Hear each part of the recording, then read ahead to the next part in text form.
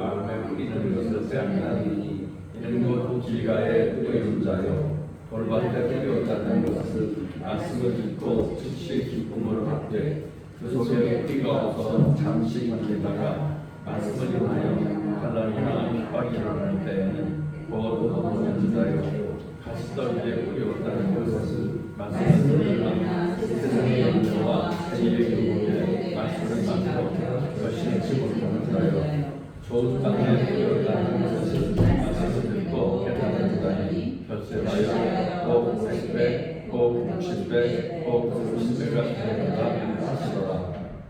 아멘. 잠깐 기도합니다.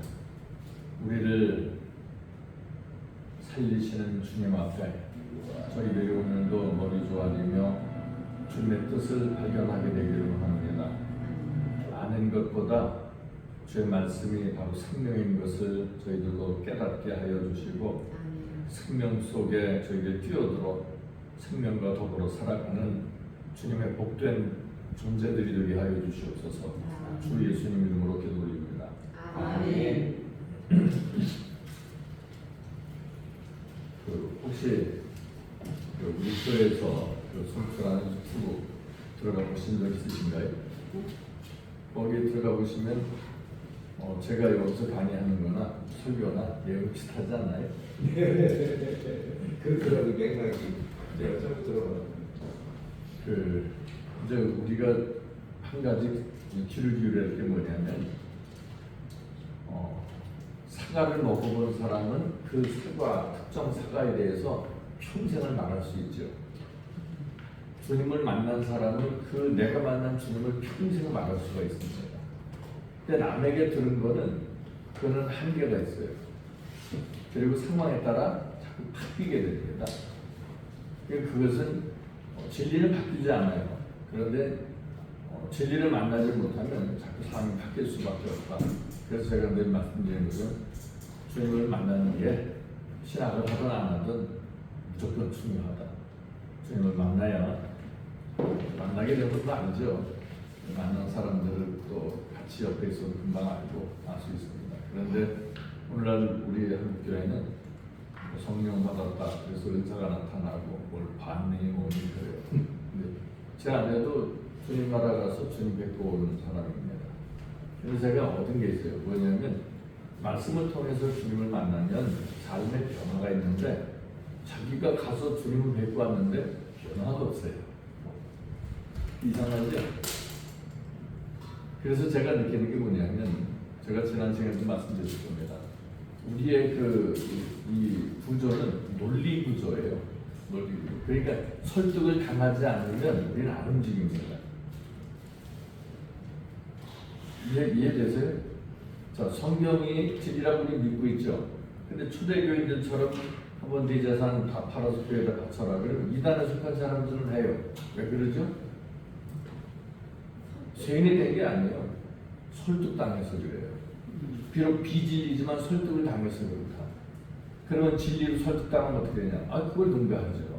그럼 가능하냐? 가능합니다. 저는 해봤거든요. 제가 전에도 말씀드렸잖아요. 우리 교인들 보고 제가 원하는 만큼 돈 가져옵니다. 근데 안 하는 거죠. 왜냐면 이용해 먹을 대상이 아니고 내가 선교해야 될 대상이기 때문에 그렇게 하는 거. 이해하시겠어요? 자, 우리에게 하나님께서 양들을 맡기실 겁니다. 전도자든 뭐든 간에 전도사님들하고. 그러면 그 사람들은 왜 붙여놓으셨을까요? 이용해 먹으라고? 아니죠. 섬기라고. 우리 교회는 오는 분들은 자기들이에요. 근데 가면 끝이에요. 우리는 치사하고 매달리고 이런 거 안 합니다. 그 자리도 보면은 어느 부부가 삐져가지고 안 나왔다고. 안 나온 그만이에요. 그런데 이제 한 1년 지나면 우리는 이제 아주 전화번호에서도 빼버리기도 하고 그랬는데 1년이 안 지났으니까 놔뒀어요. 그랬더니 부부가 다시 출석을 했어요. 오시면 또 잘 섬겨드리고 그렇습니다. 변함없이 내색하지 않고 이렇게 하죠. 이 땅에 우리가 같이 있는 동안에는 제가 여러분을 섬깁니다. 섬긴다는 게 지금의 한번 말씀으로 섬기는 거지만 어쨌거나 섬기는 거죠. 그리고 돌아서면 그만이에요. 두 번 다시 볼 일이 있습니까? 근데 이런 정신을 우리가 기억해야 되겠다. 저는 교회에서 제가 처음에 말씀드린 대로 저는 모든 권한을 내려놨습니다. 원래 권한이 없던 거예요.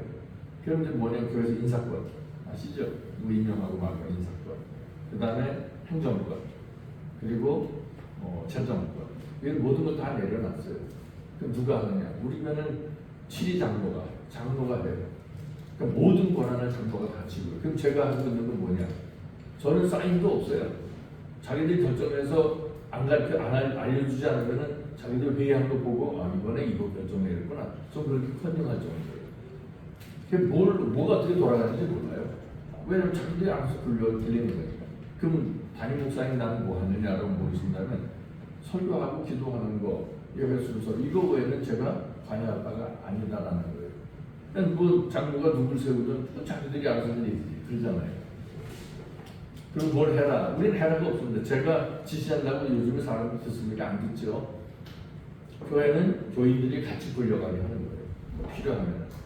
그래서 엊그제도 보니까 교회 주방 냉장고 고장났다고 저한테 얘기해요. 그걸 왜 나한테 얘기하냐? 결정은 자기들이 하고 자기들이 사든지 말든지 하지 왜 나하고 그러냐? 그러니까 시간이 제일 많은 목사님이 검색을 해서 그것도 알아서 해라. 어차피 내가 돈 내는 것도 아닌데 그러고 말았어요. 우리의 처제는 섬기는 그런 자세를 지녀야 된다. 왜냐하면 주님이 이 땅에 오실 때 우리를 섬기러 오셨다. 하인처럼 대비하고 따르셨거든요.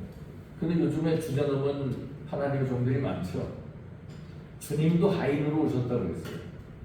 근데 요즘에 힘 있는 사람들 많잖아요. 그 다음 누구 자식일까요? 전 최소한 주님의 자녀라고 나와요. 그게 굉장히 위험한 거예요. 섰다 하면 넘어진 겁니다. 그러니까 이런 마음 자세는 누구나 다 가져야 된다라는 거예요. 왜냐하면 이걸 놓치면요, 목회고 뭐고 소용이 없어요. 그게 자기 배를 위해서 하는 목회고, 그게 지옥을 준비하는 거지, 그게 정말 자기 영혼을 주님 나로 보내려고 하는 거냐라는 거예요. 아니라는 겁니다. 이런 데 대한 우리가 중요성을 발견하지 못하면은 여기 앉아있는 자체가 사실 헛일이 될 수 있어요.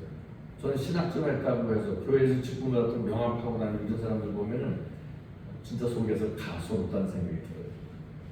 저는 이렇게 목회하거나 강의하거나 이럴 때 외에는 목사라는 소리 안 해요. 나가서 아무개입니다고 이름만 얘기를 해요.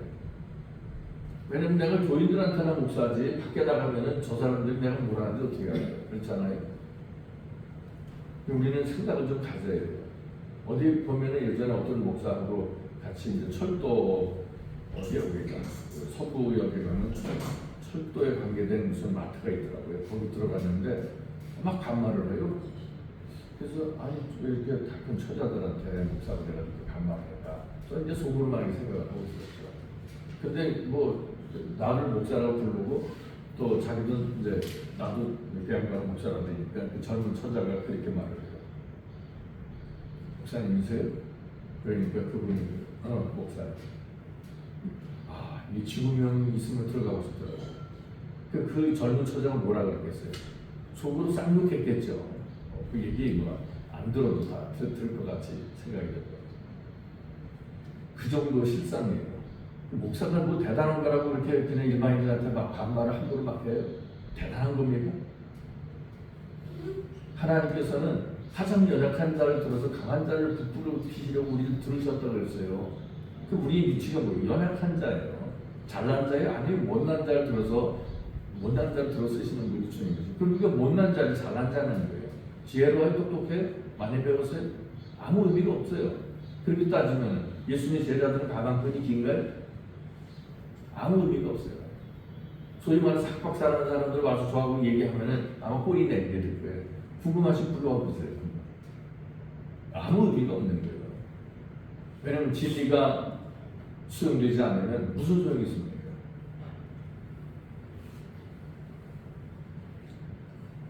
오늘 말씀에도 보면은 이제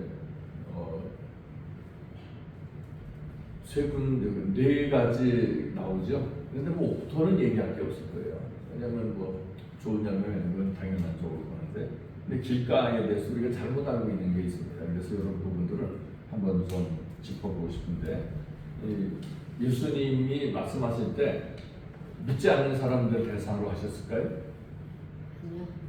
전부 믿음이 있다고 하는 사람들, 또 믿는다라고 하고, 그리고 예수 자체가 하늘 백성들 틈에 오신 거거든요.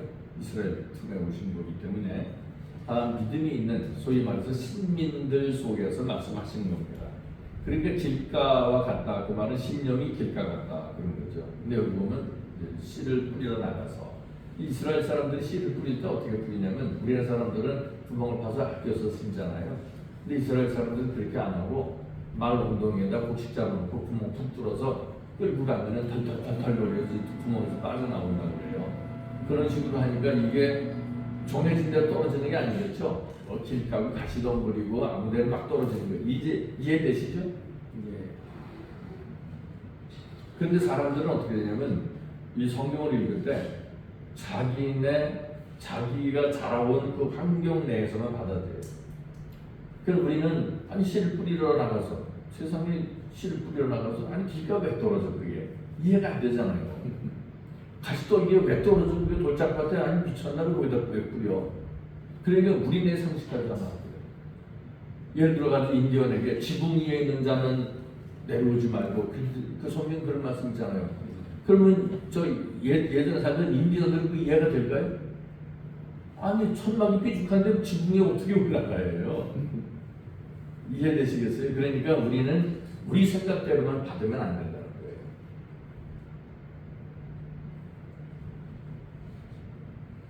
길가가 의미하는 바는 교회에 있는 사람들을 의미하고 성경을 열심히 읽고 이에 관한 설명도 열심히 듣고 또 설명을 하기도 하지만 말씀을 사랑하지 않는 사람들, 받아들이지 않는다. 그 말은 사랑하지 않는다.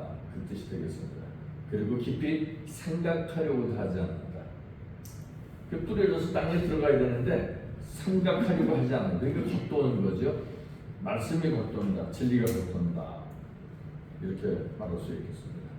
그래서 그러다 보니까 들려진 바 된 말씀이 깨달음에 미치지 못하고 다른 어떤 이야기나 사문에 가는 것 같이 똑같이 귀를 기울이고 있던 사실들이 소멸되면 우리가 지금까지 들어왔던 그리고 암기하고 있었다고 하는 이 진리들마저도 역시 신령에서는 소멸되고 만다라는 겁니다. 그 제가 전에 그 신학자들하고 그런 얘기를 나온 적이 있습니다. 이제 뭐 믿음 얘기하고 막 이렇게 잘난 체를 할 때를 그랬습니다. 자, 지금부터 손가락을 들 테니까 자기가 지금부터 지금까지 지켜온 말씀이 있으면 한 구절이라도 저희 말씀해라. 내가 손가락 꼽겠다. 아주 노골적으로 그렇게 얘기했어요. 자, 말씀하세요. 내가 지킨 거 있으면 얘기하라고 손 꼽겠다고. 뽑아질까요? 10개 펴는데 하나도 뽑을 수가 없었어요. 누구 대상으로? 소위 말해서 신학했다는 목회자들 상대로 해서 그랬어요. 이게 얼마나 심각한지 모르세요?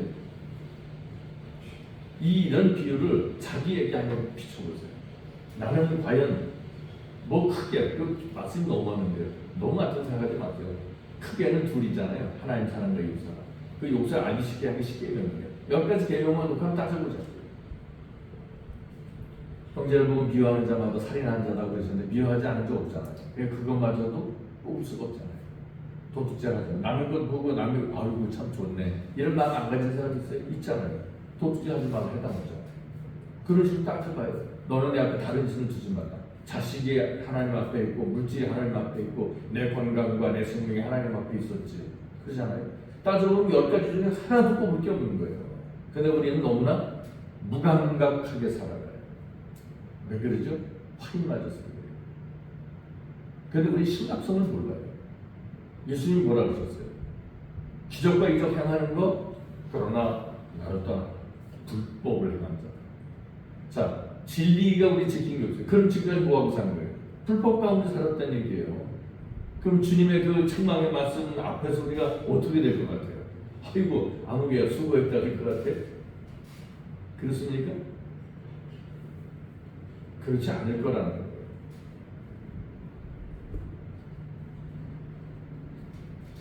그 다음에 나오는 게 돌짝밭입니다. 말씀 듣기를 매우 좋아하고 즐기지만 그들은 전혀 깊고 신중하지는 않다.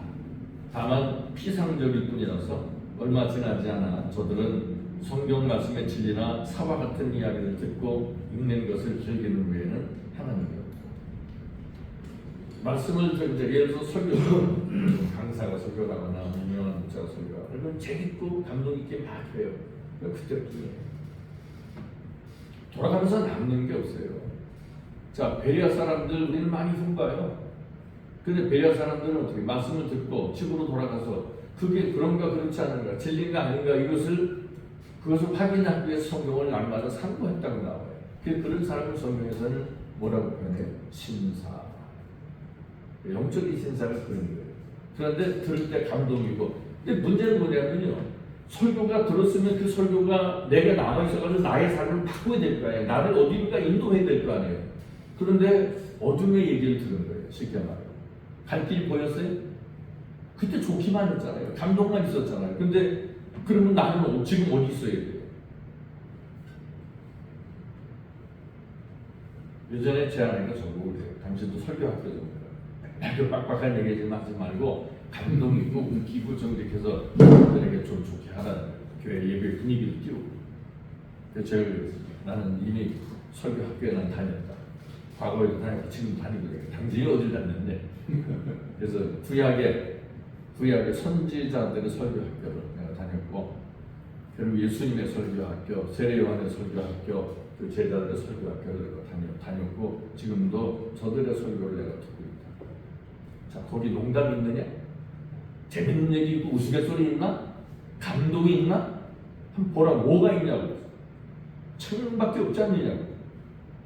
그 당시에 그렇게 열심히 있게 살던 사람들에게 들려준 메시지가 천명밖에 없어요. 그렇게 열심히 하는데. 그런데 오늘날 형편없는 우리가 지금 어떤 이야기를 들어오는 거냐? 이것을 화급성을 놓쳐서 그래요. 뭐가 뭔지 모르는 거예요. 저는 가끔 설교할 때 그런 얘기를 해요. 옛날 재래식 화장실 아시죠? 그 나무 두 개 놓고 거기서 그냥 볼일 보면 떨어지고 나중에 시간 지나면 거기 뭐가 잔뜩 꼬이잖아요. 거기 사람이 간혹 빠졌습니다. 애들 실수 빠지기도 하고 어른들 빠지기도 하고. 그럼 거기서 빠져가지고 목만 내놓고 있는데 거기서 하고 웃기고 있어야 돼? 평안하시라고 그래야 돼? 건강하라 그래야 됩니까? 그거 아니잖아요. 그걸 어떻게 해야 돼요? 꺼내줘야죠. 근데 주님은 꺼내주려고 사다리를 오셨어요. 우리. 근데 사람들은 안 빠져나가요. 그럼 목만 잠기고 있으면서 주님을 찬송한다는 거예요. 그 가운데서 그렇게 얘기해요. 나올 생각을 하지 않아요. 주님은 뭘 하셨냐면 제가 자주 말씀드리는 겁니다. 제 성령이 오시면 너희를 진리 가운데로 인도하리라. 성령이 하신 일이 뭐냐? 방언하게 하고 뭐 병 고치고 이건 사인이에요. 사인. 길 가다가 왜 그 사인보드 보이죠? 표지판. 그러면 어디로 가는 거다라고 그걸 알려주는 거지 사인보드가 그게 대단한 게 아니잖아요. 근데 우리는 표적이 대단하고 거기에 신치를 해요. 내비게이션이 대단한 게 아니잖아요. 목적지에 오는 게 중요하죠. 그래서 그렇게 하고 있어요. 기적과 이적은 뭐라고요?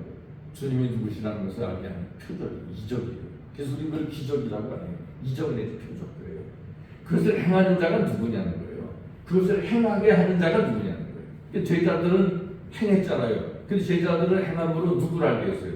자기들을 행하게 하신 주님을 알게 했단 말이에요.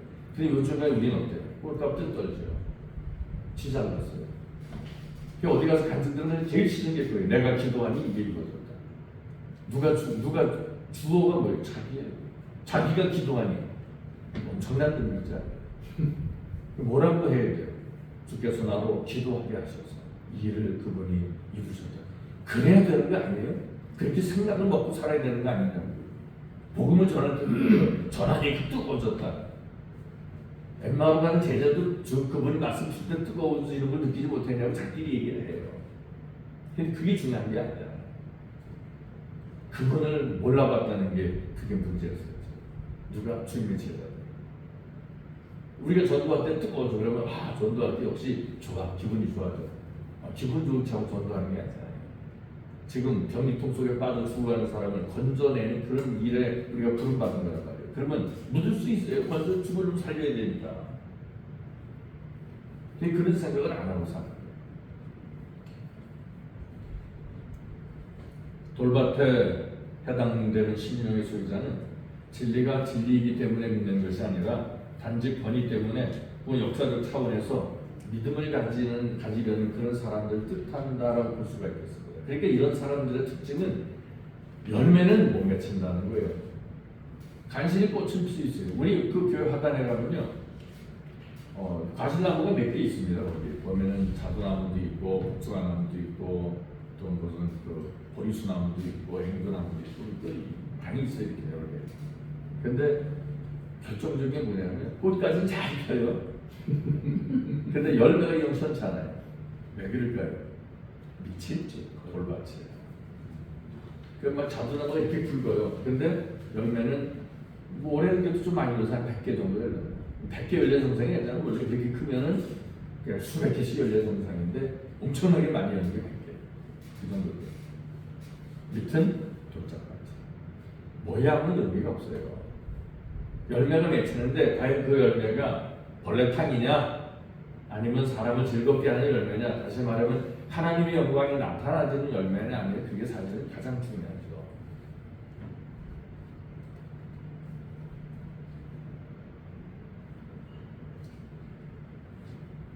이렇게 깊은 차원에서의 믿음이 아니라 그냥 보여지는 것 중심으로 그렇게 이제 형성된 신령들은 그들의 눈에는 비록 늘 눈물이 고여 있을 수 있어요. 예수 얘기 나오면 십자가 얘기 나오면 감동, 감격받으며 눈물이 있고 감사되게 한다고 기도할 수 있고 가능합니다. 감정만 흔들리 막 주르르 나오면서 주여 주여 찾을 수 있습니다. 그러나 진리에 대한 그들의 사랑은 하나님을 대적하는 악을 죄로 알고 금하도록 자신을 채찍질하기에는 너무나 부족하다라는 거예요. 그러니까 여전히 어둠과 겉에 사는다. 야고보서에 보면 경건이라는 말이 나와요. 근데 그 경건을 야고보사도는 뭐라고 해요? 하나님께서 기뻐하시는 경건은 우리의 생각과는 좀 다른 내용을 그가 전해요. 근데 야고보사도는 그 개신교의 그 수장이라고 쓰는 루터가 뭐라 하냐면 지푸라기 복음이라고. 지푸라기 가장 끝없고 가장 끝없고. 종교 개혁자들이 그렇게 표현한 게 야고보서예요. 근데 정말 그럴까요? 아니에요.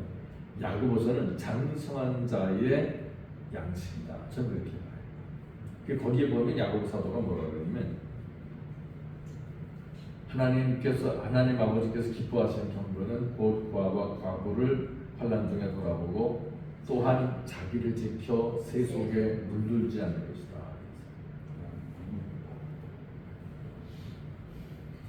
그러니까 이 죄와 악이 하나님을 대적한다, 하나님을 원수된다.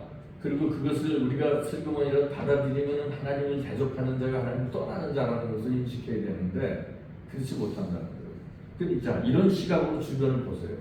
온전한 신령이 있습니까? 없을 거예요. 제가 은혜 받았을 때 처음 나타난 증상이 뭐냐면 목회 초년경 때인데 저는 목사 되기 전에 은혜를 받았거든요. 전도사 때 그렇게 됐는데 목회자가 돼서 목회자들 속에 들어가서 제가 1년 동안 눈물로 지냈습니다. 왜 그랬냐면 감격의 눈물이 안 찼어요. 이것도 인간인가? 그 생각, 분노 엄청 했습니다. 그러니까 주변의 동료가 아니고 이건 대적자들이에요. 하나님의 대적자들.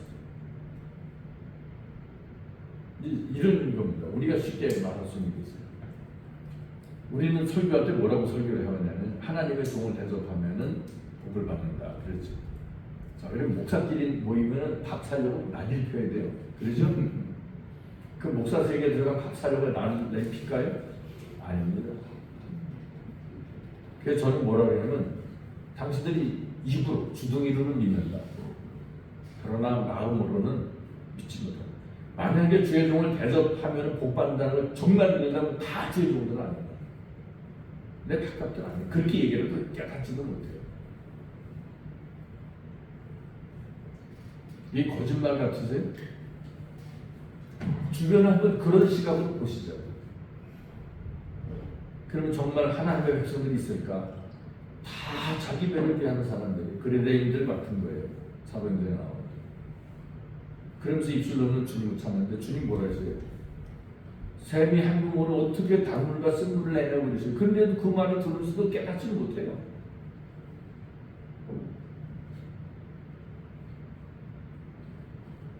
우리 믿음의 사람들은 자기들의 사악한 부분들과 싸워야 되는데 특히 십계명의 복종해야 하는 갈등에 직면하게 되기 때문에 사실에 있어서는 주님을 그리고 주님의 말씀을 좋아하지 않는 것이 드러납니다.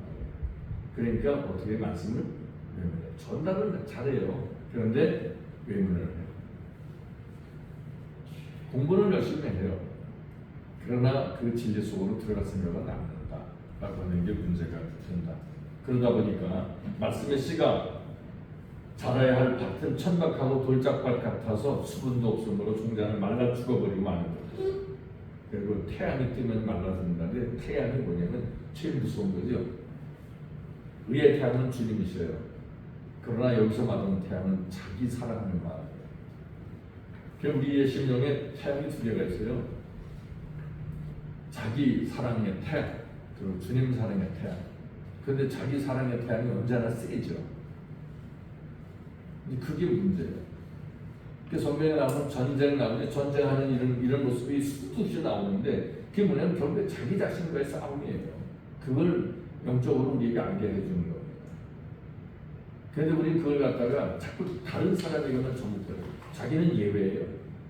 그럼 신앙생활 저 따위들로 하면 안 되는데 이런 생각을 갖고 그냥 거기서 만족하더라고요. 그러니까 돌짝밭이 교회도 열심히 기쁨으로 다니고 말씀 전공부도 열심히 기쁨으로 하고 봉사도 열심히 하고 그래요. 그런데 영적인 열매, 주님이 거두실 열매가 있나? 그게 가장 중요하잖아요. 그 다음에 가시덤불 가집니다. 여기도 마찬가지로 성경 말씀의 진리를 참으로 기쁘게 받아들이는 사람들을 뜻해요. 가시덤불 받고 우리는 돌짝밭도 같이 해요. 그리고 길가에 떨어진다. 그것도 역시 기쁨으로 받는 것이다 그랬죠. 마찬가지로 가시덤불도 성경 말씀의 진리를 참으로 받아들이는 사람들을 의미한다. 그러니까 돌짝밭보다는 조금 발전이 있죠.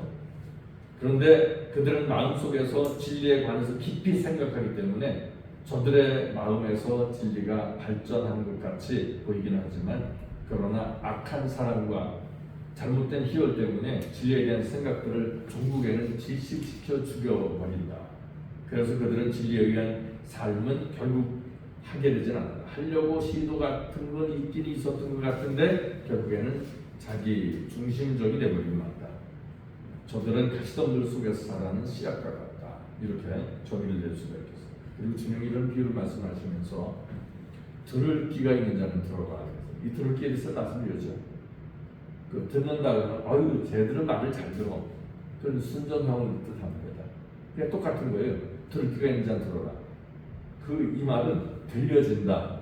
누구에게? 순종할 준비가 되어 있는 심령에게 진리가 들려진다. 제가 가끔 말씀드리죠. 자, 깨달아지는 것도 은혜인데 깨달아지지 않는 것도 큰 은혜다 그랬죠. 왜냐하면 진리를 알고도 실행하지 못하면은 돼지목의 진주 같은 거예요.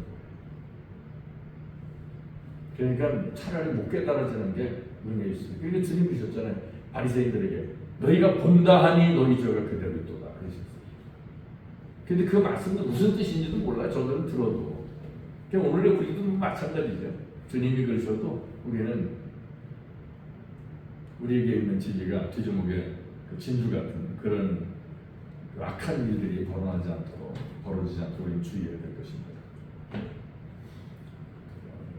진짜 착하다 하는 것은요, 말씀, 진리를 받아들이는 사람이 착한 거예요. 남에게 선생수로 잘하고 뭐 오늘도 드시라고 고기 갖다 주고 이런 게 선행이 아니에요.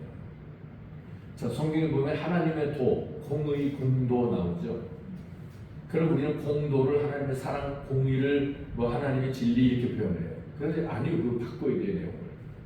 공의가 하나님의 사랑을 의미하고요, 공도가 하나님의 진리를 뜻해요, 오히려. 그러니까 그만큼 우리는 거꾸로 알고 있는 게 너무 많다는 거예요. 그 진리에 대해서도 그래요. 이 자기 배를 위한 건지 주님의 영광을 위한 건지 이걸 몰라요. 항상 집 앞에 놓고 사니까. 그래서 마태복음 7장 6절에 있듯이 거룩한 것을 개에게 주지 말고 너희 진주를 돼지 앞에 던지지 말라. 그 복음을 전해도 악한 자들에게 주면요 복음을 회파하잖아요. 그리고 하나님의 영광을 가리잖아요. 그래서 저는 이제 전도 제가 입 벌려 하는 거를 저는 포기하고 어떻게 하냐면 기도를 그렇게 해요. 하나님께서 제게 보신 생수를 전달해 줄 그런 또 전달 받아야 될 사람이 있다면 제게 주십시오. 전달해 주십시오. 이 양반이 양한영 목사님이 지금 전화하셨어요. 말씀 한번 들어보셔야 될 것 같아요. 아니 수업 시간 바뀐 걸 모르시나요? 모르시고 바뀐 겁니까? 아니면 계속이에요? 바뀐 거? 최종환 목사님. 최종환 목사님 오늘 지금 이 시간 하실 시간이신데 네. 네, 거기 경인의 방학이거든요. 그러니까 저에게 2시간이에요? 아니면 그냥 한 시간? 너무 시간이 제 생각에 2시간 허락하시면 2시간 같이 시간 하시면 되죠. 그 우리의 결정이 학장님 결정은 아니에요. 우리 것. 요한복음 17장 16절에 그 이야기를 보면요, 예수님은 이 세상에 속하지 않으셨다 그랬거든요. 그와 마찬가지로 이 사람들도 이 세상에 속한 사람들이 아니다라고 정의를 내리셨어요. 그리고 이 사람들이, 그러니까 주님을 따르는 사람들이 진리를 위해서 목숨을 바치는 사람이 되게 해주십시오라고 주님의 기도 내용입니다. 그러니까 주님이 우리를 부르신 것은 건강하고 부자되고 똑똑하고 잘나고 세상에서 머리가 되고 이렇게 살게 하려고 오신 게 아니라 진리를 위해서 몸 바치는 심령들을 되게 하기 위해서 오셨다. 이런 얘기하면 슬프죠. 왜냐면 한국 교회가 지금 그렇게 안 되고 있잖아요. 슬픈데 진짜. 내가 이 사람들을 위하여 이 몸을 아버지께 바치는 것은 이 사람들도 참으로 아버지께 자기 몸을 바치게 하려는 것입니다. 이게 주님의 뜻이에요. 근데 이런 주님의 뜻을 소위 말해서 잘 받든다고 하는 한국 교회가 상관이 없이 살잖아요. 개척교회가 전도를 많이 합니다. 큰 교회보다. 큰 교회는 기껏 해봐야 자기들 담임서 설교 이거 들어보고 그래서 교인들 뺏어가는 걸 그렇게 더해. 시험 들고 큰 교회 가고. 그런데 큰 교회 목사들은 뭐라고 얘기해요? 개척교회 목사는 능력이 없어서 저럽니다. 그러니까 이걸 좀 따져보면요, 수단과 방법을 안 가지고 강탈에 강도의 입장에서 가난하게 된 것을 자기들 잘못인데 뭐라고 표현해요? 능력이 없어서 그렇다고 얘기하는 것도 똑같아요. 생각을 잘 가져야 됩니다. 나는 부유해. 없는 사람들 있어. 그럼 지금까지 생각해봐요. 나는 내가 세금 내야 될 거 제대로 냈는가? 적당한 이익을 취했는가? 등등의 것들을 생각해봐야 되는 거예요. 그런데 그런 생각이 전혀 없어요. 그런 게 사실은 큰 문제라고 해요.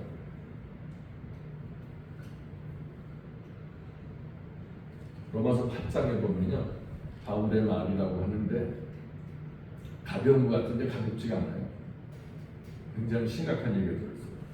예수를 죽은 자 가운데 살리신 이의 영이 너희 안에 거하시면 그리스도 예수를 죽은 자 가운데 살리신 이가 너희 안에 거하시는 그의 영으로 말미암아 너희 죽을 몸도 살리시리라. 12절에 보니까 그러므로 형제들아 우리가 빚진 자로 된 육신에게 져서 육신대로 살 것이 아니라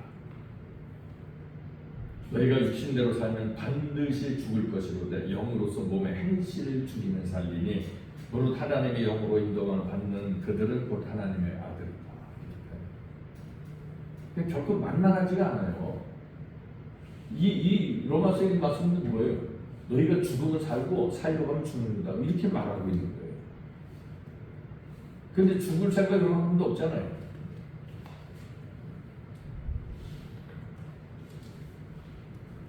요한복음 6장에 보면 예수께서 하신 말씀이 있어요. 제가 이거 오랫동안 설교하고 또 많이 생각했던 말씀인데 살리는 것은 영이니 육은 무익합니다. 내가 너희에게 이르는 말이 영이요 생명이다. 그랬어요. 근데 현대어 성경을 보니까 생명을 주는 것은 영이지 육이 아니다. 내가 너희에게 한 말은 영적인 생명에 관한 것이었다. 근데 예수님의 이런 말씀을 전하기 시작하니까 먹고 병 고치고 뭐 이렇게 즐겁게 하던 사람들이 다 떠나버려요. 그 몇만 명씩 몰려다니는 그 사람은 다 떠나고 제자들밖에 남잖아요. 그게 주님이 물으시잖아요. 너희도 가려고? 그때 제자들 중에서 하나가 그렇게 말해요. 생명의 말씀 주께 있으면 우리가 위기할까보니까 그래. 그래 알고 한 얘기냐? 그 나중에 보면 그것도 아니잖아. 근데 어쨌거나 말이라도 그렇게 했어요. 현대어 요한일서 3장 10절에 보니까 이렇게 기록됩니다. 사랑하는 자녀들이여, 그러니 아무에게도 미혹을 당하지 마십시오. 여러분이 언제나 올바른 일을 하고 있다면 그리스도께서 의로우신 것처럼 여러분도 하나님 보시기에 올바른 사람이 됩니다. 그러나 죄를 저지르는 짓을 그치지 못한다면 여러분이 사단에게 속해 있다는 증거입니다. 사단은 처음부터 계속 죄를 저질러 왔습니다. 그래서 이러한 악마의 소행을 파멸시키려고 하나님의 아들이 오신 것입니다. 현대어 성경으로 요한복음 8장 12절에 보니까 예수께서 사람들에게 또 이렇게 말씀하셨다. 나는 세상의 빛이다. 그러므로 나를 따라오는 사람은 어둠 속에 빠져들지 않는다. 생명의 빛이 너희 길을 비추기 때문이다. 근데 성경을 본다고 하면서 생명이 걷지 않는다. 그게 소명이라는 얘기고, 아니면 등지고 있다. 그러니까 두 태양 중에 자기라는 태양을 섬기고 있는 것이다. 그런 결론밖에 안 되는 거예요. 제가 말씀드렸죠. 우리가 뭐 신학을 배워서 무슨 어느 정도의 그 지위를 생각하고 있다라고 볼 수가 있겠는데, 그러나 그 전에 우리 스스로가 한번 자신 전공할 필요가 있다 말씀드렸습니다. 그래서 저도 그 채플이 처음에 줄 때는 이유를 몰랐습니다. 왜 나한테 채플을 허락했지라고 말합니다. 근데 알고 보니까 이 시간 피찰 고슴도치가 돼가지고 한번 같이 한번 찔려보자. 그 진리가 예를 들어서 한 번 들려진 내용들이 나를 놔주면 안 돼. 그 진접에서 교사하던 분이, 그러니까 언제요? 40년 정도 이렇게 서울에 목회할 때 거기까지 이렇게 왔던 분이에요. 근데 이제 어느 날 그런 얘기를 하더라고요. 요즘 제가 하는 설교가 재미가 없대요. 왜 그렇다 그러니까 예전에 제가 서울로 목사님 그 신고하는 교회 예배를 드리러 가면은 갈 때는 룰루랄라하고 기쁨과 즐거움으로 갔는데 설교 시간 되면 그냥 무자비하게 쏟아지는 포탄으로 인해서 자기가 만신창이가 됐습니다. 그래서 아주 괴로운 심령으로 집으로 귀가하곤 했는데, 그러면 그 일주일 동안 들려진 말씀이 얼마나 그 괴롭혔는지, 둘 중에 하나, 교회를 떠나든지 자기가 변화되든지 그 길을 걷게 했다는 거예요. 그래서 많은 발전이 있었습니다. 근데 요즘 목사님 설교는 너무 싱겁다고. 유튜브 들어가서 요즘 하는 게 시끄러운 거예요. 근데 저는 그분의 말씀이 되게 귀감이 됩니다. 우리가 말씀을 읽으면은 말씀은 낯선 뭔가 같다 그랬잖아요. 찔려요. 아파요, 안 아파요? 당연히 아프죠. 그냥 안 아파. 그럼 하이 맞은 거죠. 감각이 없는 거에 묻은 거예요. 그 무디니까 뭐 찔리면 찔러봐야죠. 완전히 무적자예요. 근데 말씀에 대해서 무적자가 되면 안 되죠. 요한일서 1장 10절에 보니까 놀라운 말씀이 있습니다. 저가 빛 가운데 계신 것 같이 우리도 빛 가운데 행하면 우리가 서로 사귐이 있고 그 아들 예수의 피가 우리를 모든 죄에서 다 깨끗하게 하실 것이다. 어떨 때? 빛 가운데서 교제하시다. 그러니까 사함의 조건이 있네. 그러니까 우리가 예수님께로부터 죄사함 받는 조건이 있어요. 보니까 그 조건이 뭐예요? 우리가 서로 빛 가운데서 행한다. 만약 그렇지 않으면 해당 안 된다는 거예요. 저는 성경이 진리인 줄 믿습니다. 그냥 둘 중에 하나야 돼요. 내가 진리를 외면하든지 아니면 진리를 받아들여서 내가 바뀌든지 둘 중에 하나 해야 되는 거예요. 중간은 없습니다. 이 땅에서 회색지대로 살아갈 수 있지만 겉으로 볼 때는 회색이에요. 저기 속했든지 여기 속했든지. 그런데 사람들 눈에는 우리가 저기 속해 있으면서도 마치 여기 속한 것처럼 살아갈 수 있어요. 근데 거기에 대해서 본인이 결정을 해야 돼요. 여기에 대한 책임은 아무도 못 져요. 왜냐하면 주님은 이미 제시하셨거든요.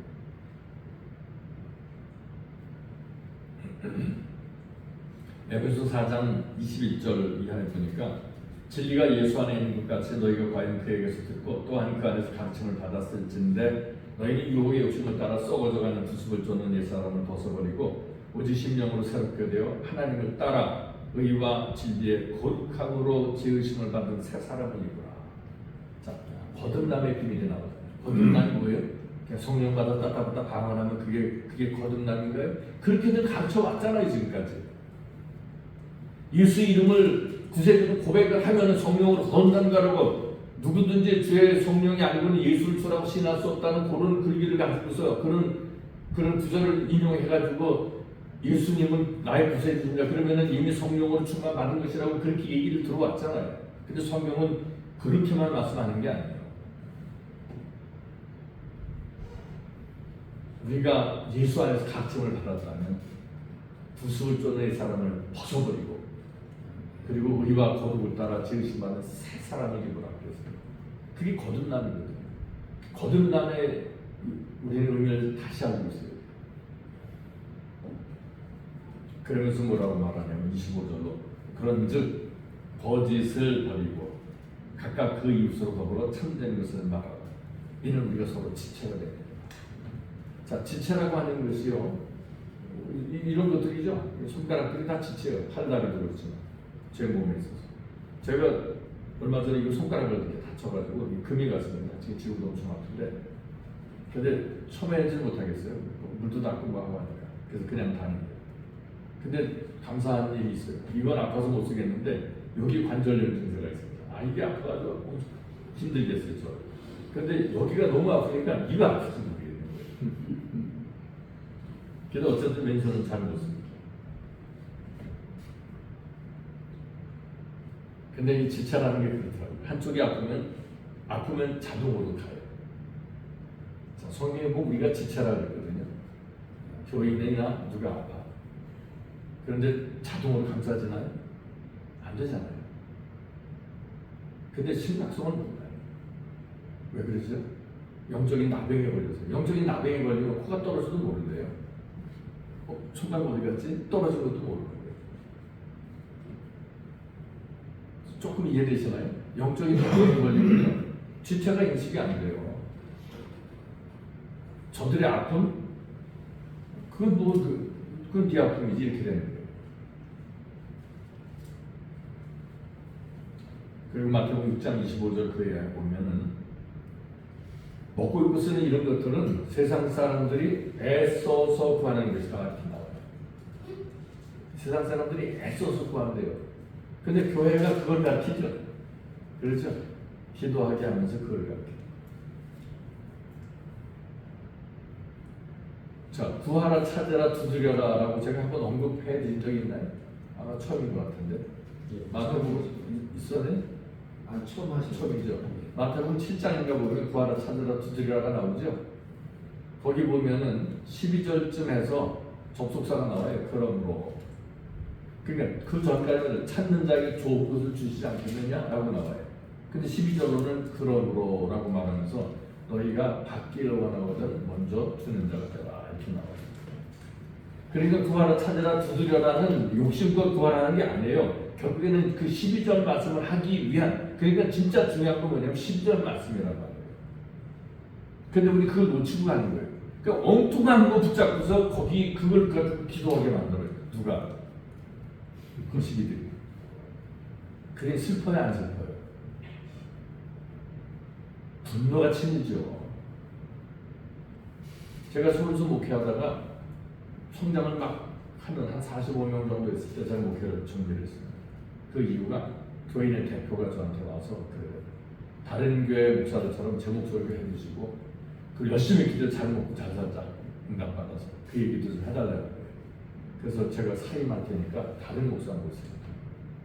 물론 건물도 우리는 제가 사고 그렇게 하지 무슨 그렇게 안 해요. 건물도 양도해달라면 양도해 주겠다. 나는 갈 테니까 다른 분 모시라. 그래가지고 제가 교회를 정리했습니다. 세상의 것 듣기 원하는 사람들은 그런 세미나가 얼마든지 있어요. 그러나 적어도 교회는 그러면 안 돼요. 그러니까 저는 그랬어요. 이렇게 세상 것 듣기 원하는 여러분과 나는 가는 길이 다르다. 차라리 내가 목회를 안 합니다. 그래서 목회를 안 하고 11개월 동안 쉬었어요. 그런데 이제 하나님께서 그때 그 뒤로 내 말을 알아들을 수 있는 사람 보내주시겠다. 그래서 이제 다시 시작해서 지금까지 오고. 저희는 완전 저는 정합대로입니다. 이렇게. 근데도 한 번도 혼난 적이 없어요. 왜냐하면 그래도 나름대로는 저 나름대로 열심히 있잖아. 우리에게 있어서 그 이제 미혹이라는 게 안 들어올 수 없잖아요. 미혹이 그 죄가 나를 넘어뜨리려고 하는 게 다 느껴요. 그건 누구나 다. 그런데 이제 그게 있으면 뭐 어떤 사람은 굉장히 괴로워하는데 괴로울 건 없어요. 그냥 누구나 다 오는 거예요. 그게. 근데 그것은 뭐냐면 바로 거듭남의 시작이다라는 걸 이제 아시면 돼요. 그럼 이제 이겨나가는 만큼 성숙이 되는 거예요. 자 보세요. 어린아이들 처음에 나와서 그냥 두고 뛰나요? 지가 부녀 타먹고 기저귀 갈아차고 그래요? 그런 거 못하다는 게 누워있잖아요. 그래서 때가 되면은 지가 이제 뭐 붙들고 내려와가지고 걸어보려고 애를 쓰잖아요. 근데 넘어지는 게 많아요? 걷는 게 많아요? 넘어지는 게 수도 없어요. 수백 번, 수천 번을 넘어져요. 근데 우리가 길 가다 넘어지면은 애들이 막 넘어지면 안쓰럽게 생각돼요. 근데 어른이 가다가 나가다 빠져봐요. 안쓰럽게 생각 들어요? 배 잡고 배꼽 잡고 묻지요. 왜냐면 넘어지면 안 되는 거거든. 어른은. 애들은 넘어지는 게 정상인 거고. 우리는 넘어지면 연속이잖아요. 그럼 애예요, 어른이에요? 애죠. 그게 넘어지면 그 괴로워하긴 해야 돼요. 그런데 그 상태로 자포자기만 안 하시면 돼요. 애들이 결코 포기하지 않거든요. 심지어 정신적으로 좀 문제가 있는 아이들도 다 일어나서 나중에 들고 뛰고 하잖아요. 그러니까 거듭남이 그 유혹을 느끼는 것은 바로 거듭나는 과정 중에 있는 것이다. 초기 상태다. 그래서 이겨나야 돼요. 그럼 어떻게 이제 그 거듭남의 완숙을 향해 나가느냐? 사람이 악을 죄로 악을 끊을 때, 그리고 그것을 점점 멀리할 때 발전되고, 그러니까 악을 죄로 알고 끊을 때 시작이 되는 거예요. 거듭남. 그러니까 그래서 점점 멀리하려고 할 때 발전이 되고, 그리고 악을 대항해서 이제 막 싸워 나갈 때 그때 완성이 돼요. 그러니까 우리가 군사로 부르심을 받았다 그랬어요. 그러니까 죄와 악을 우리는 싸워야 돼요. 근데 죄와 악이 어떻게 멀리서 들어오는 게 아니잖아요. 내 속에 있다는 이게 문제예요. 그리고 내가 사랑하는 게 사실 다 죄와 악이에요. 자아예요. 내 생명이잖아요. 근데 그게 사실은 어둠이라는 거예요. 그러니 이게 보통 문제가 아니에요. 그러니까 전쟁이 돼야 안 돼요. 안 돼요. 내 힘가지고는 안 돼요. 근데 주님이 오시면 그게 돼요. 그래서 뭐라고 말씀드려요? 주님 만나서 해결이 된다.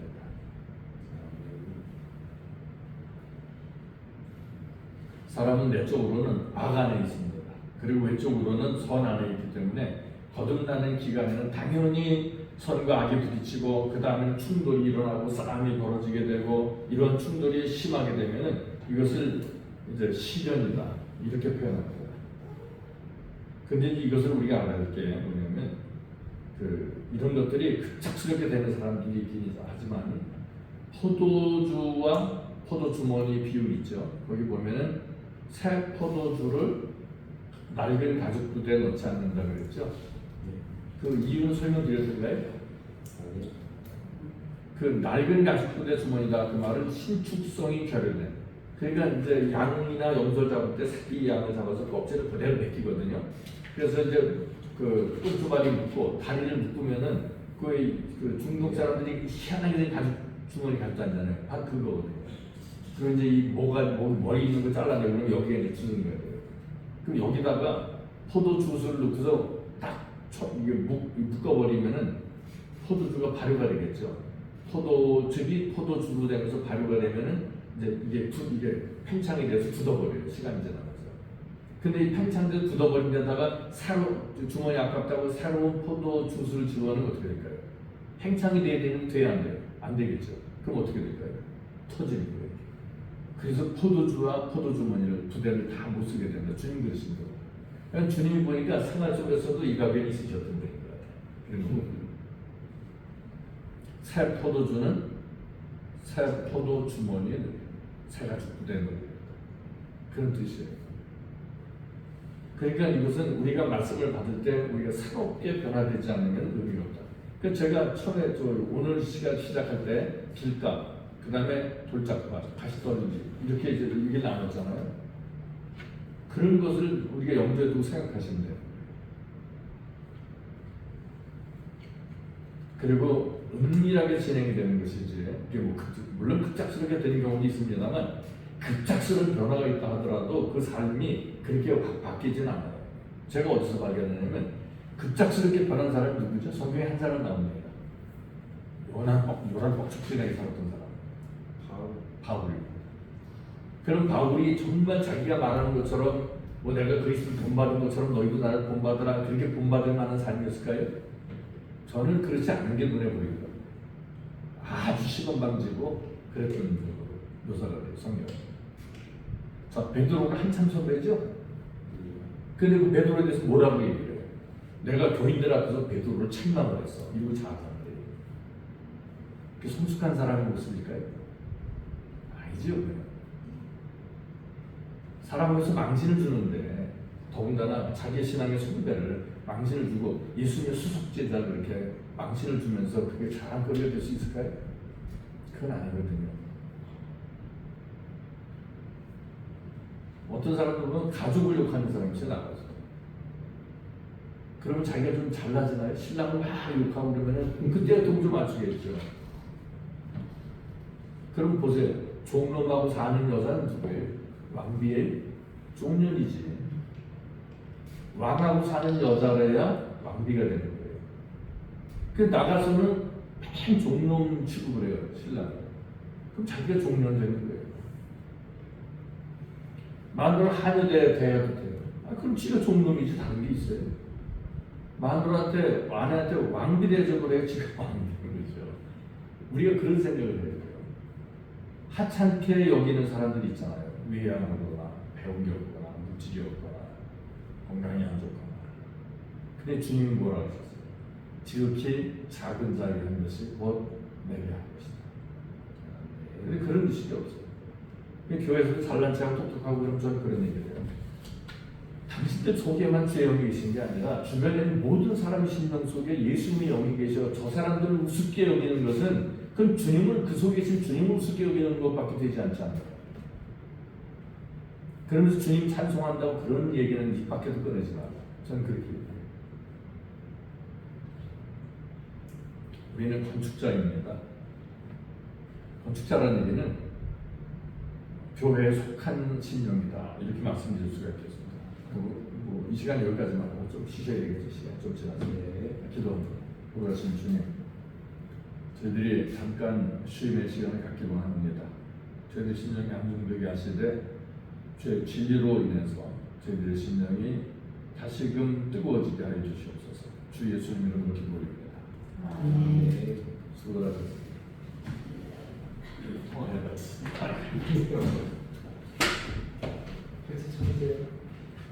아니, 내 팔목이 줄을까요? 그죠? 내 팔목이 워낙에 좀 긁어가지고.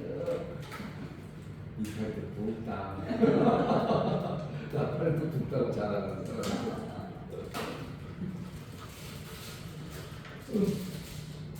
다시 들어가겠지. 저 이번 목사님이 힐톤 한 목사님 챙겨주시더라. 누가요? 일본에? 예. 저 4월달에 일본의 목사님이? 선물을 나갈 여기가 없으니까 제가 선물을 드립니다.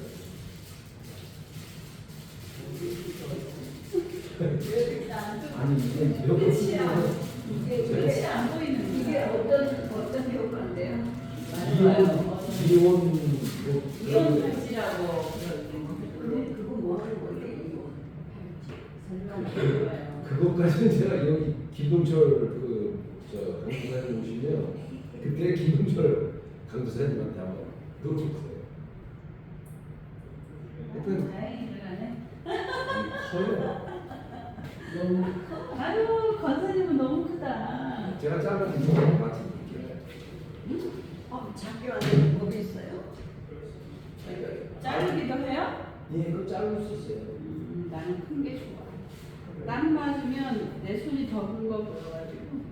아니 학장님 저 뭐야 에스프레소를 한 잔 먹어야 정신이 드는데 허용하는 에스프레소를 한 잔 먹어야 에스프레소 한 잔에 먹어야 정신이 들어요. 공부가 안 돼요 목사님. 네. 아니 에스프레소가 맛을 들으니까 이거 안 사왔지.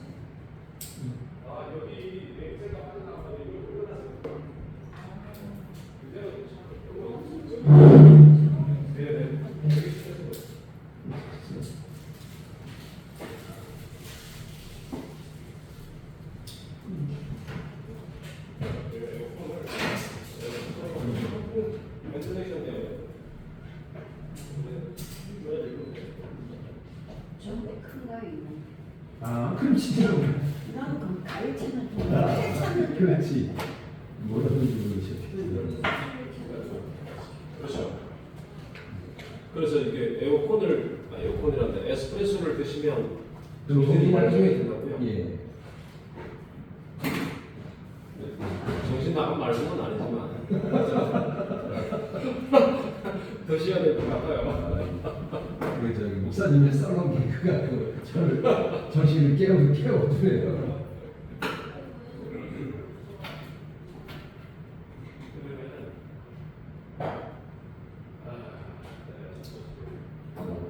많이 잘 모르네.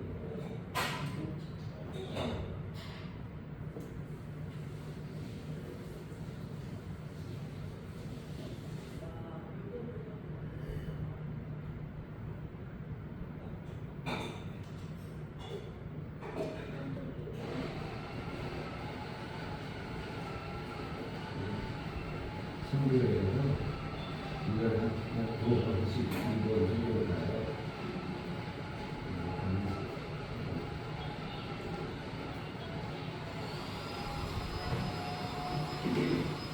(20년째) 일본 유해로 들어오면서 한 노숙자들 저희를 하는데 사역하는 목사님이 이걸 그쪽에서 제작하신 분이 무슨 뭐 때문에 그런 것 때문에 전도에 쓰시라고 그러더라고요. 좀 오시는 분들이라고 그래서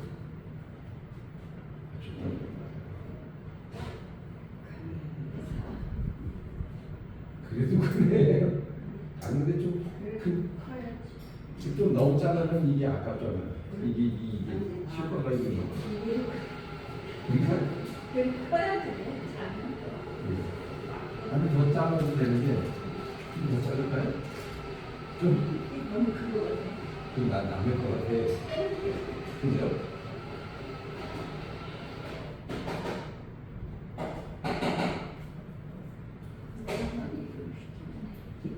아니 도시팔 가면 없어요. 근데 보니까 일본에서 일본 정부가 못하는 일을 한다고 노숙자 사회를 그래갖고 뭐 전도하고 뭐 이래갖고 그래서 뭐 장로님 되신 분이 뭐 몇 분 계시고 신학하시는 분들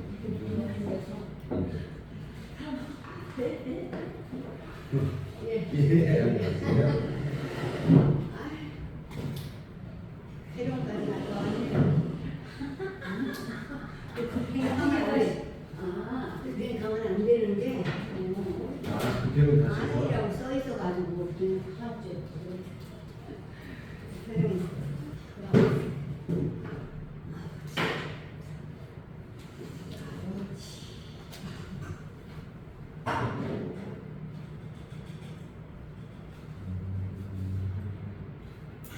이제는 맞을 것 같아요.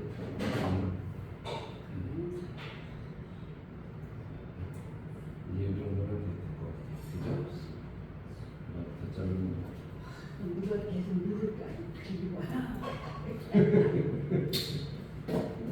이건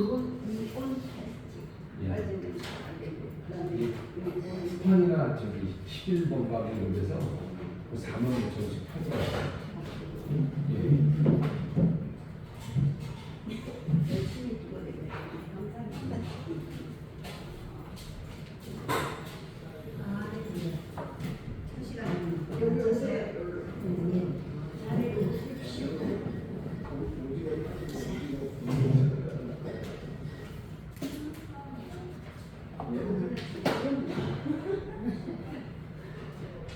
아, 오징어까지 있는 거예요.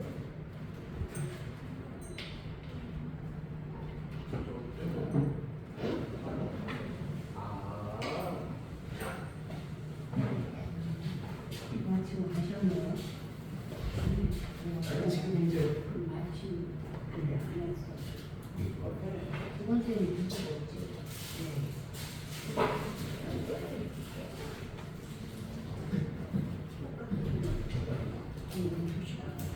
나 끝나고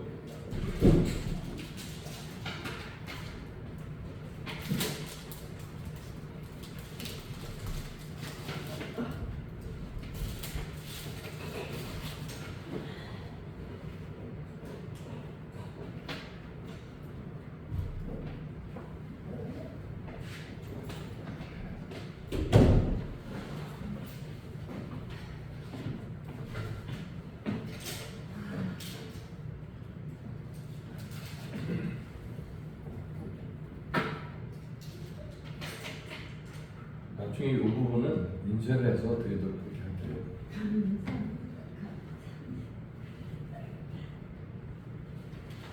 그래도 인쇄물을 이렇게 드리지 않는 이유가 인쇄물에 심취하더라고요, 사람들이. 그래서 인쇄물에 심취하는 것보다 일단 듣고 나중에 복습 차원에서 하시고. 목사님 그러면 목사님이 말하자면 원하는 대로 그 사람 형편에 맞춰서 말씀하시겠지 뭐 5천만 가져라 이렇게 가져라 하실 때 그 사람이 그렇게 다 이렇게 순종할 수 있는 사람은 그러면 주님을 만난 사람인 거예요? 그러니까 주님을 만난 사람들은 그런 개념이 없어요. 그런 개념이 없어요. 그러니까 그 제가 경험한 바로는 뭐랄까 물질에 대한 개념이라든가 이성에 대한 개념이라든가 이런 것들이 없어졌어요. 이게 뭐라고 표현했냐? 그 우리 같은 경우는 내 아내 외에는 다른 여성에 대해서 이성이라는 생각을 안 가지죠. 그러니까 그렇게 근데 그게 말은 쉬워요. 근데 안 된다고. 그러니까 이제 그게 되는 사람들 얘기를 나누면 알아요. 근데 이제 주님을 만난 사람들은 그런 게 된다고. 그래서 그걸 누가 하느냐? 부인이 제일 먼저 알아요. 그러니까 자기 남편이 변했다 안 변했다는 그 부인이 알아요. 내가 여기서 누가 얘기를 하면 금방 알아들으시는 분들이 있는데 뭐 제가 할 얘기는 아니고 어쨌거나 부인들이 알아요.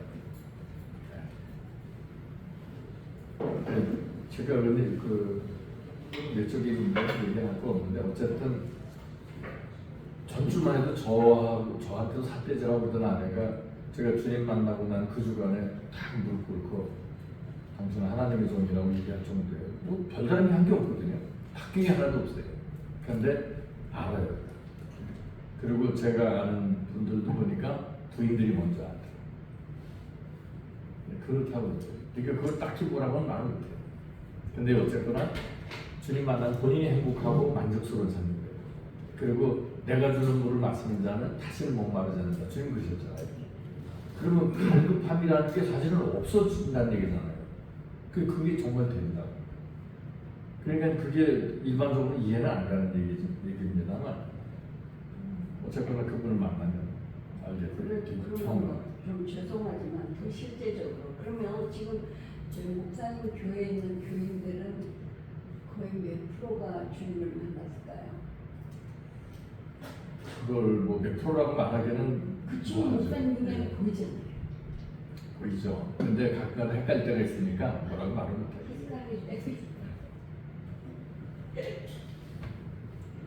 그러나 그러니까 그 뭐라고 표현했잖아요. 사람은 다 그렇습니다. 어느 목회자 설교를 들으면 익숙해져요. 설득을 당해가지고 그걸 벗어나면은 안 될 것 같은 그 이해를 못하는 이런 게 있는데 예전에 저희가 두 교회가 수련을 같이 했어요. 그런데 그 저쪽 교회 목사가 설교할 때 나도 무슨 얘기를 하는지 모르겠어. 그리고 우리 교인들도 서로 얼굴 쳐다보고 이게 무슨 얘기지? 그러고. 근데 그쪽 교인들도 제가 설교를 하면은 무슨 얘기인지 못 알아듣는 거예요. 특히 저는 어려운 얘기는 안 하잖아요.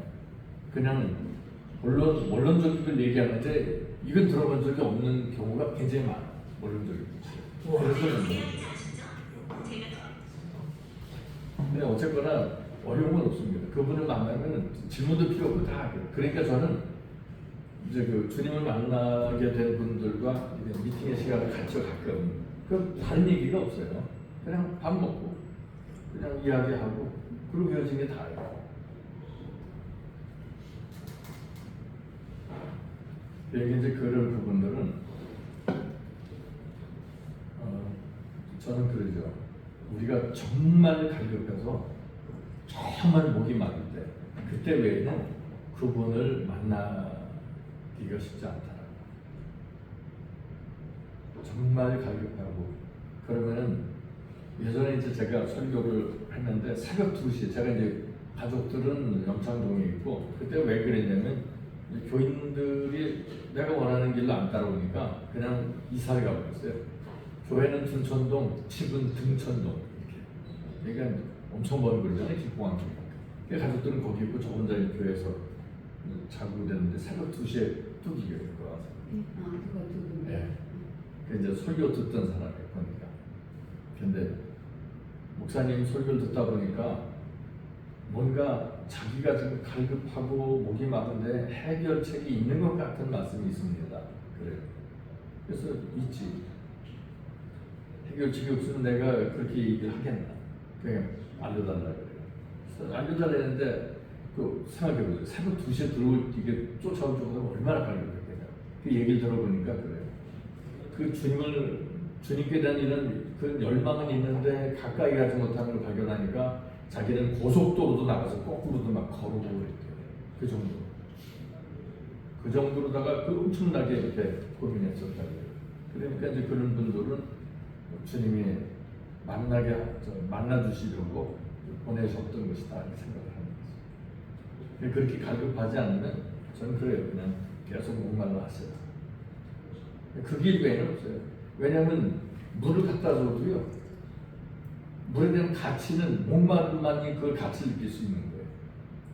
아니 목이 마르지 않는데 물을 아무리 많이 한 주먹을 갖다 놔도 먹겠냐고요. 가치를 발견하지 못하죠. 그러니까 힘들 때는 좀 공부한 것 같아요. 얘기 듣다 보니까 내 목이 좀 해당하는 거예요. 그러면 많이 힘들어하세요. 그러면 그분이 오르만칠 때가 있어요.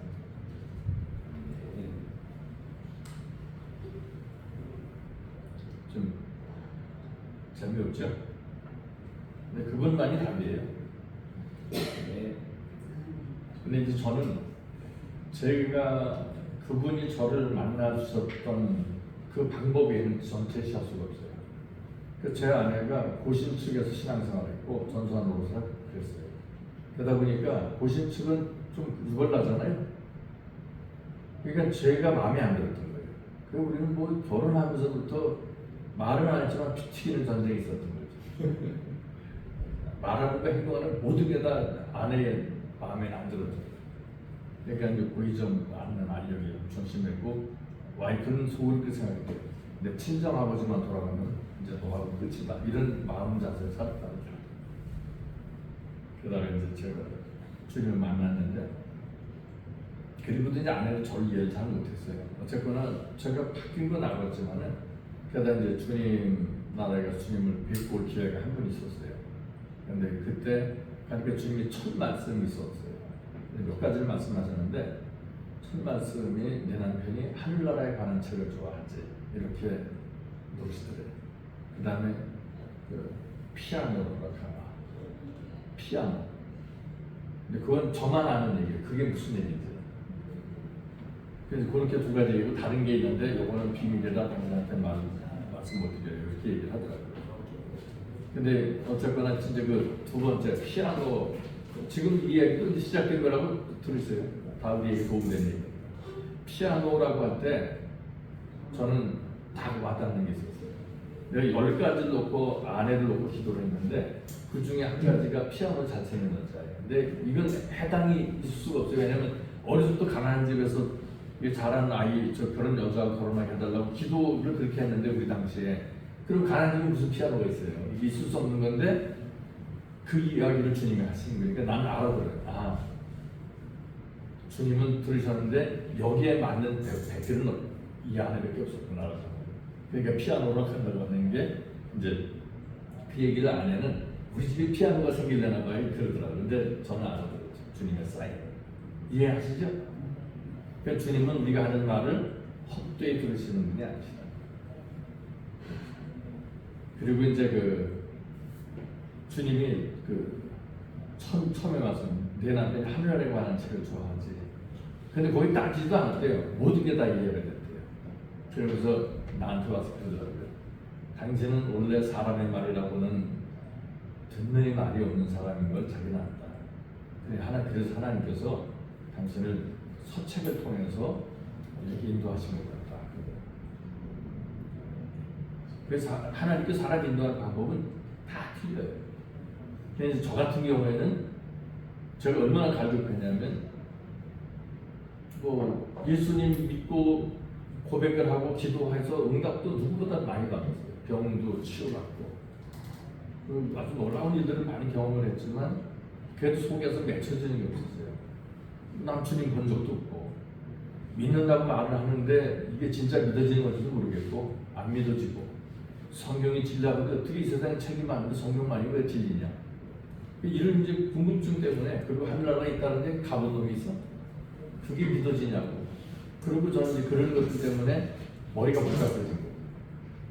근데 그때 이제 저는 복음을 전하는 삶을 살겠노라 했는데 그게 확신이 안 드는데 이게 골치 같은 거예요. 그래도 복음 전하는데 목사가 되기라는 꿈은 없었고 그냥 전도인으로서 그렇게 살아가려고 했었는데 그런 부분 때문에 엄청 오랫동안 힘들었죠. 그러다 보니까 뭐 죽었다가 살아났다는 사람들의 감정, 임사 체험자들의 감정, 또 그들의 책 이런 걸 그 파이 간접 지시라고 그러면 그때뿐이에요.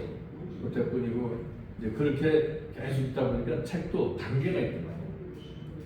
그 이제 어느 정도 되니까 썬다스는 전집을 읽게 되더라고요. 썬다스는 전집이라고 했어요.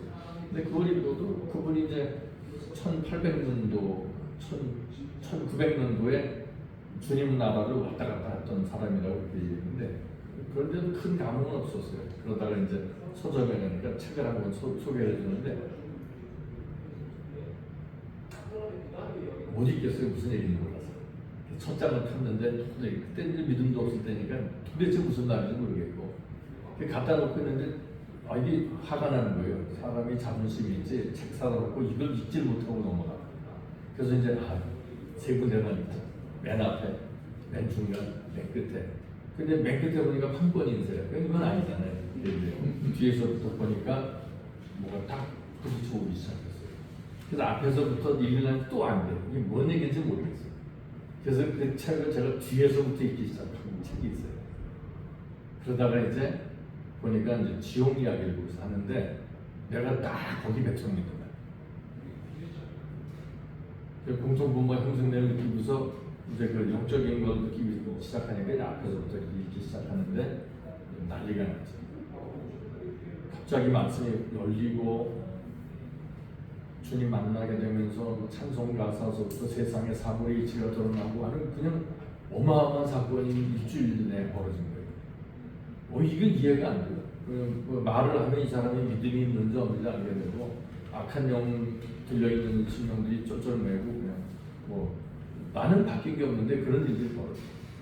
그런 그 무엇보다 말씀이 이게 열리는데 이건 감당을 못하게 돼요.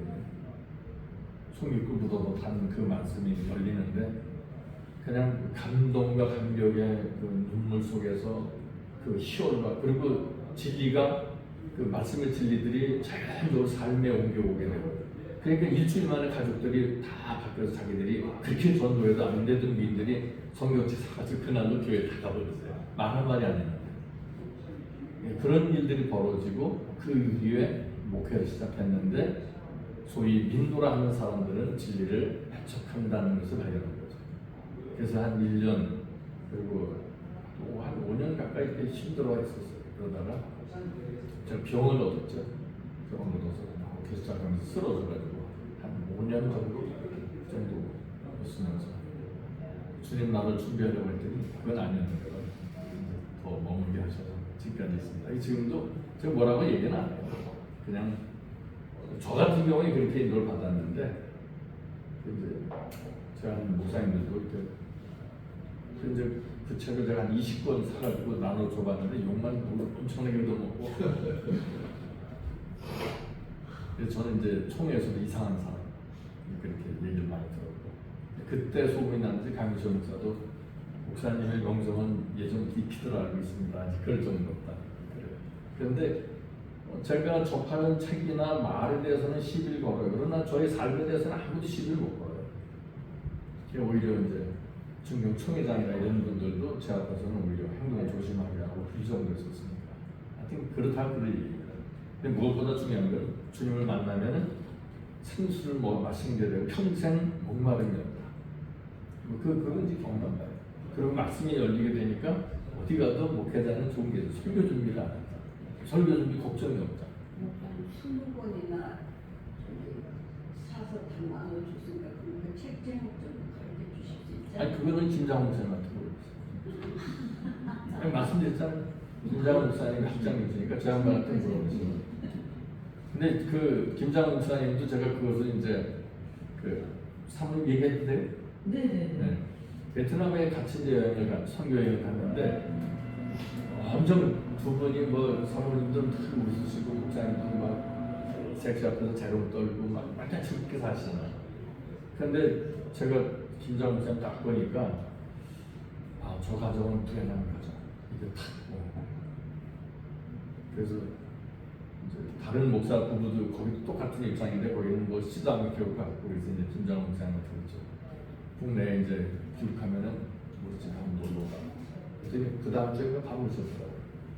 그래서 이런저런 얘기 하다가 지금 책 좋아하시니까 책 읽는 거 좋아한다. 근데 책을 읽으시라. 그래서 제가 인터뷰 좀 빌려드렸어요. 얼마 지나지 않아서 오자마자 딱 안아주시면서 그래 감사합니다. 그게 뭐냐면 신학 박사는 소용이 없어요. 성경에 대해서 아는 것하고 성경 속에 계신 그분을 만나는 것하고는 천지 차이거든요. 그 뒤에 삶이 바뀌었어요, 안 바뀌었어요? 이건 말로 표현이 안 돼요.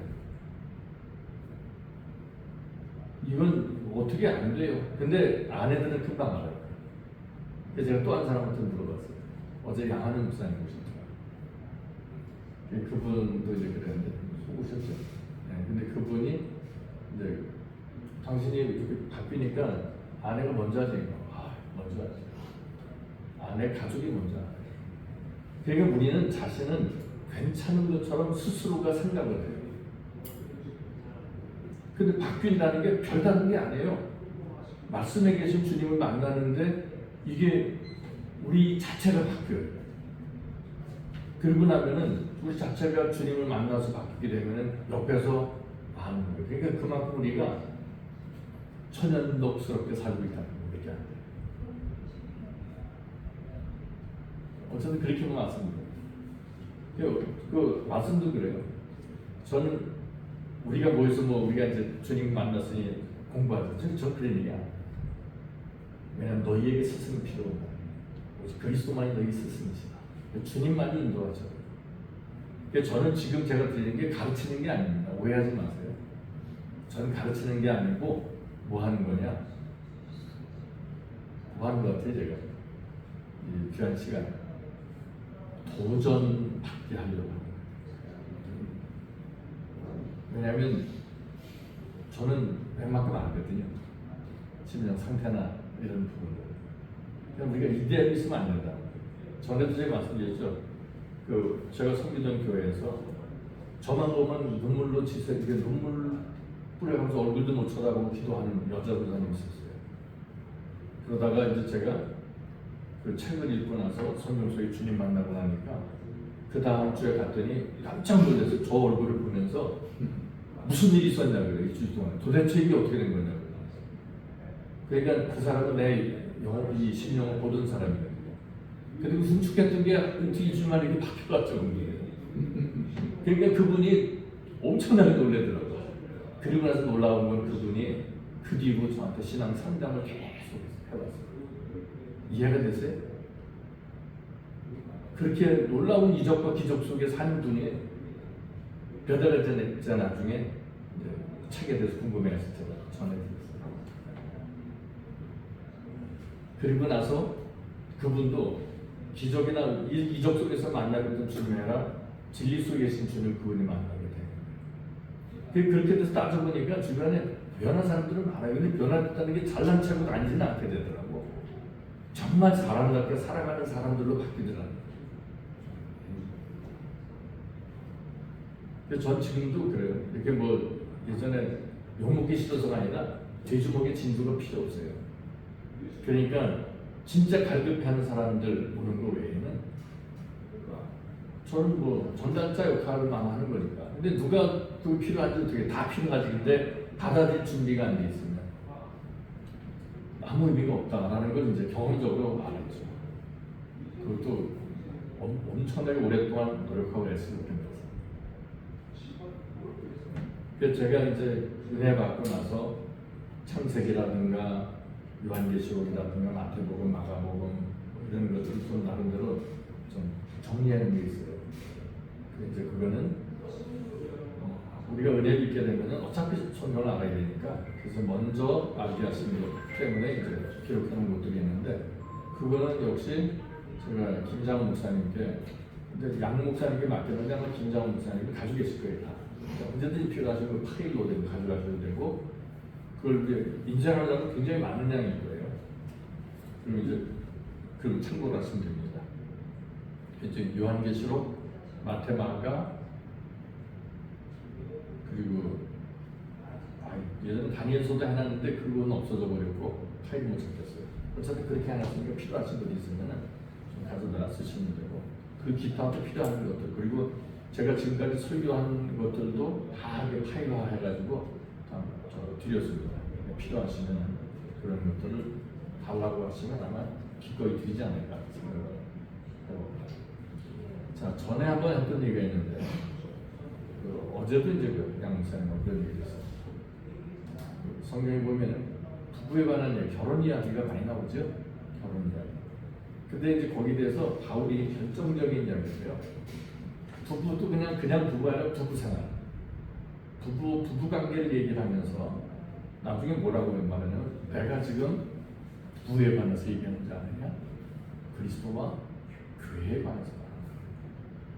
쉽게 말해서 섹스에 관한 얘기를 하다가 그리스도와 교회에 관한 이야기를 하거든요. 이해가 되나요?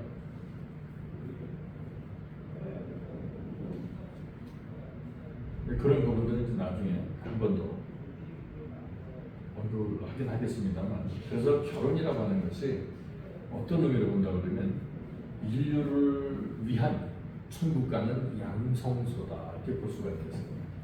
그러니까 부부가 살면서 나는 나를 몰라요. 배우자는 알아요. 우리 뭐 남성이 지금 둘이고 여성들이 지금 4분 계십니다. 알 거예요. 나도 아내가 어떤지 알아요. 근데 아내는 자기가 어떤지 몰라요. 내가 어떤지 나는 모르지만 내 아내는 안다고. 마찬가지입니다. 여기 계신 분들도 본인들은 잘 몰라요, 자기가. 근데 자녀나 배우자들은 안다. 그래서 그래서 부딪힘이 많잖아요. 그 부딪힘이 많다는 게 뭐예요? 축복이에요, 그거는. 깎여야 되거든요. 보석을 만들려면 깎아야 되는데 그 가족이라고 하는 울타리에서 도망갈 수가 없잖아요. 그게 깎여야 돼요. 그래서 그런 측면을 볼 때 가정은 거의 유일한 천국 가는 훈련소요 양성소다 이렇게 볼 수가 있겠습니다. 우리는 가정에서 뭘 배우면 경건의 연습을 얻게 됩니다. 근데 경건의 연습이 필요한 이유는 있습니다.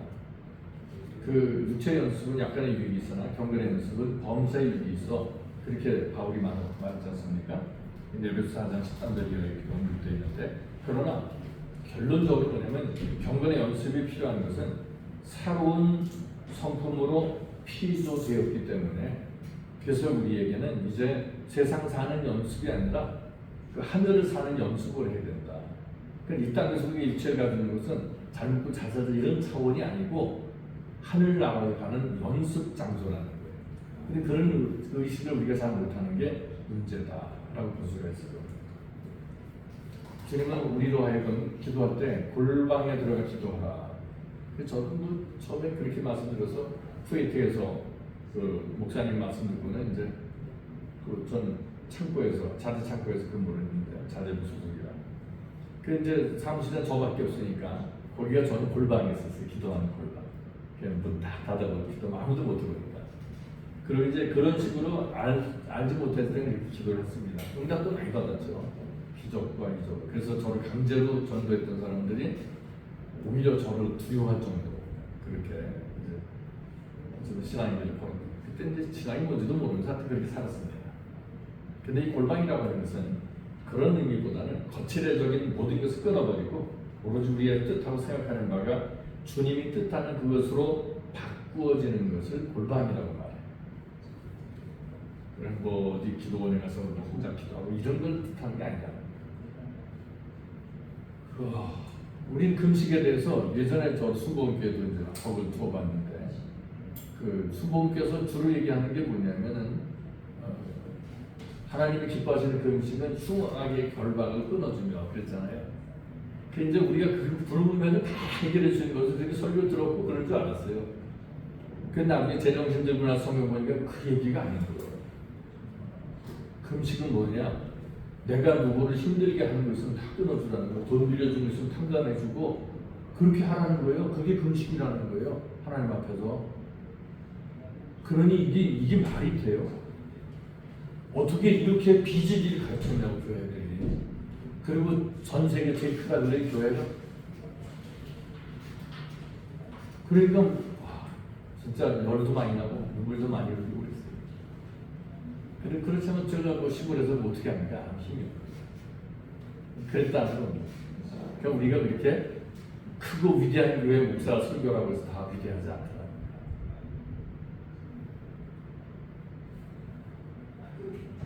주님은 기도하시고 나서 끝에 뭘 하셨죠? 내 뜻대로 마옵시고 아버지 뜻대로 하십시오.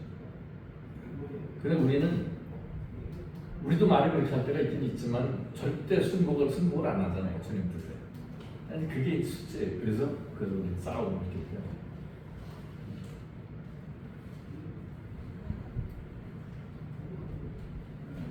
교회라고 하는 것은 오전에 말씀드렸듯이 지체잖아요. 주님의 지체. 주님은 머리시고 우리는 지체다. 이쪽이 아프면 느껴야 돼요. 근데 제가 이 얘기를 하면은 말이 안 되잖아요. 그 이웃의 그 교우들의 아픔이 내 아픔이 되지 않잖아요. 근데 제가 이제 그 서책을 통해서 진리가 열리면서 그 진리 속에서 주님을 만나고 나니까 이거는 이렇게 사람이 악수하는 것보다 더 확실한 만남이 돼요.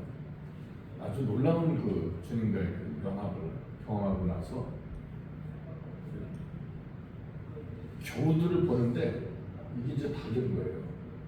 어떻게 달라지냐면 왜 아이들 이렇게 간날 삐져서 이렇게 누워서 이제 뭐 허우적대는 거 보면은 엄마나 아빠나 이렇게 뭉클해서 가는 게 느껴지지 않아요? 안 느껴지나? 그런 게 있죠. 애절한 사람 같은 게 부모에게 있잖아요. 특히 모성애는 더 심하죠. 그런데 교우들을 보거나 신령들을 볼 때 그게 느껴진다면 믿어지세요? 그런 애절한 사랑이 느껴지는 거예요. 그래서 저는 그때 그거를 감당을 못하니까 사람들 보면은 그냥 얼싸안했어요. 그 너무 애절한 그 사람들. 그 이제 어떤 그 영성훈련하는 모임이 있는데 저를 보고 이상한 사람이라고 욕하더라고요. 여자들만 보면 끼얹는다. 그래서 저 인간들 속에는 저 음란한 게 있는가 보다. 그 생각을 제가 갖게 됐어요. 그 둘이에요. 여자들 보면 끼얹는 건 둘 중에 하나예요. 하나는 정말 사랑해서, 또 하나는 극적으로 사랑하고 파서 그런 거겠죠. 저는 이제 교인들하고도 그랬는데 요즘에 교인들이 이상한 사람들이 교회 들어와요. 그러면은 뭐 우리는 폼 같은 게 너무 자연스러우니까 허구하고 그랬는데 뭐 우리 교회 같은 경우에도 외국에서 온 사람이 저 목사는 목사들이 젊은 여자들을 건들고 다니나 봐 이런 얘기까지 있었어요. 그래서 제가 야 이건 아니다 싶어서 이제 거리를 좀 띄우고 그렇게 생각을 하죠. 그러나 뭐 특별한 일이 있거나 그러면 우리는 허구하고 그러는 게 너무 자연스러워요. 그렇다고 해서 뭐 쓸데없는 생각이나 어둠의 일들은 우리 생각지 않으니까.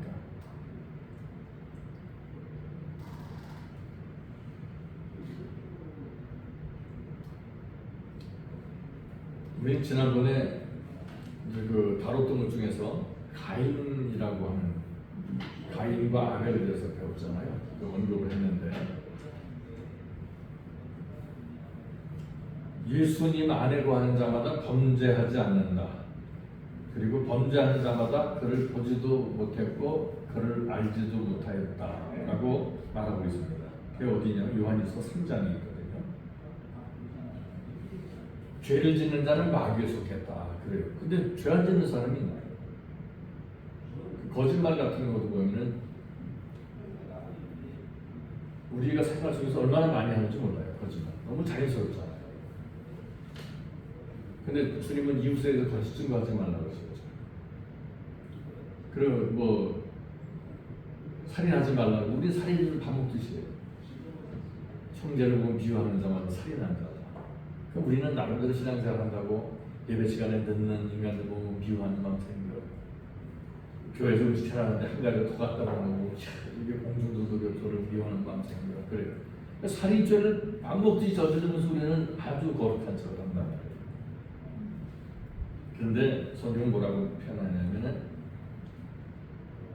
악을 행하는 자는 마귀의 자녀이기 때문에 그렇다라고 결론을 내리는 것이더라고요. 그래서 하나님의 자녀들과 마귀의 자녀들이 나타난다. 의를 행치 않거나 형제를 사랑치 아니하는 자는 하나님께 속한 것이 아니다. 마귀에게 속했다는 거죠. 그러면서 이제 설명하는 게 뭐냐면 가인같이 하지 말고 저는 악한 자에게 속해서 그 아합을 죽였으니 어찌 연고로 죽였느냐 자기의 행위는 악하고 아합의 행위는 의롭기 때문이다 라고 말하고 있습니다. 그런데 대부분의 교회에서 뭐라고 설교를 해요? 가인은 피해 제사를 드리지 않았기 때문에 하나님 받지 않으셨고 아벨은 피해 제사를 드려서 받으신 거다. 그게 진리인 것 같은데 그게 거짓이에요. 그 위화시킨 거예요. 변질시킨 거예요. 진짜 의미는 뭐예요? 삶을 건강하게 살아야 주님 받으신다는 거예요. 근데 그거는 자신이 없으니까 언급을 안 해요.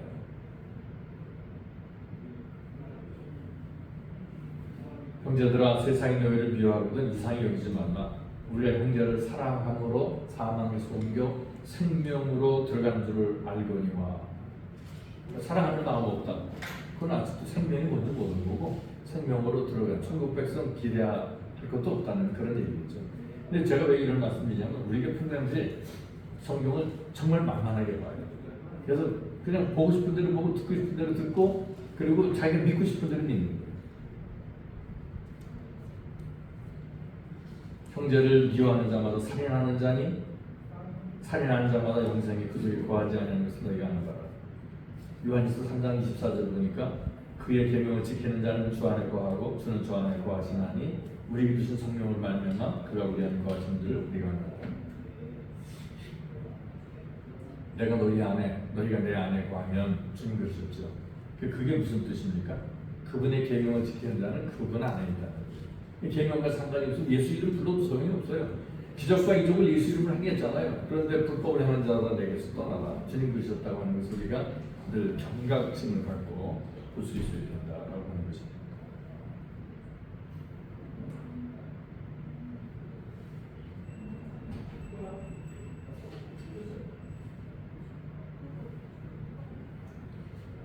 현대어 성경보다 요한일서 3장 10절 보니까 그 이하로 이렇게 됩니다. 아까도 제가 읽어드렸는데 사랑하는 자녀들이여 그러니 아무에게도 미혹당하지 마십시오. 여러분이 언제나 올바른 일을 하고 있다면 그리스도께서 의로우신 것처럼 여러분도 하나님 보시기에 올바른 사람이 됩니다. 그러나 죄를 저지르는 짓을 그치지 못한다면 여러분이 사단에게 속해 있다는 증거입니다. 사단은 처음부터 계속 죄를 저질러 왔습니다.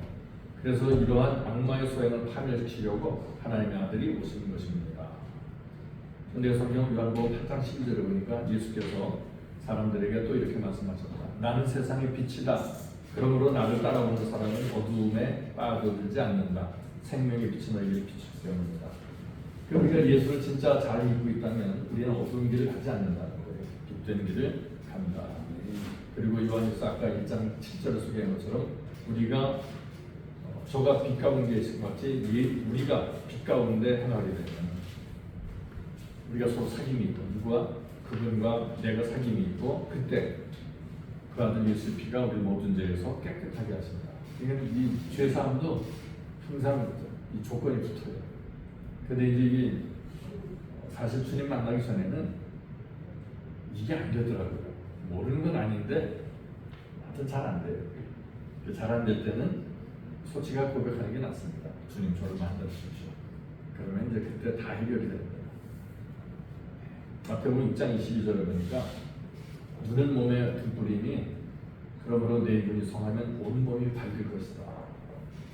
눈은 뭐냐면 깨닫는 거예요. 이해력을 뜻합니다. 깨닫는 능력이죠. 눈이 밝다 그 말은 백문이 불여일견 그런 말이나 같은 거예요. 100번 듣는 것보다 한 번 보는 게 그거야 이해가 되잖아요. 마찬가지로 그렇다는 겁니다. 그럼 눈이 말씀이 깨달아진다. 그런 뜻으로 우리가 이해해야 된다.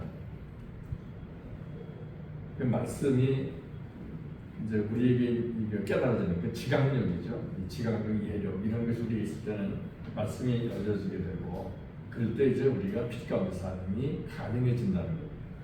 근데 그 하려고 한다고 되는 게 아니에요. 엔진 달려 있지 않은 오토바이가 있을 수 있잖아요. 그래 엔진 달려 있지 않은 오토바이를 흉내만 낸다고 달려가지는 건 아니거든요. 근데 엔진만 장착하면은 자전거 타는 것보다 낫잖아요. 그냥 수월하게 다니고 그런 게.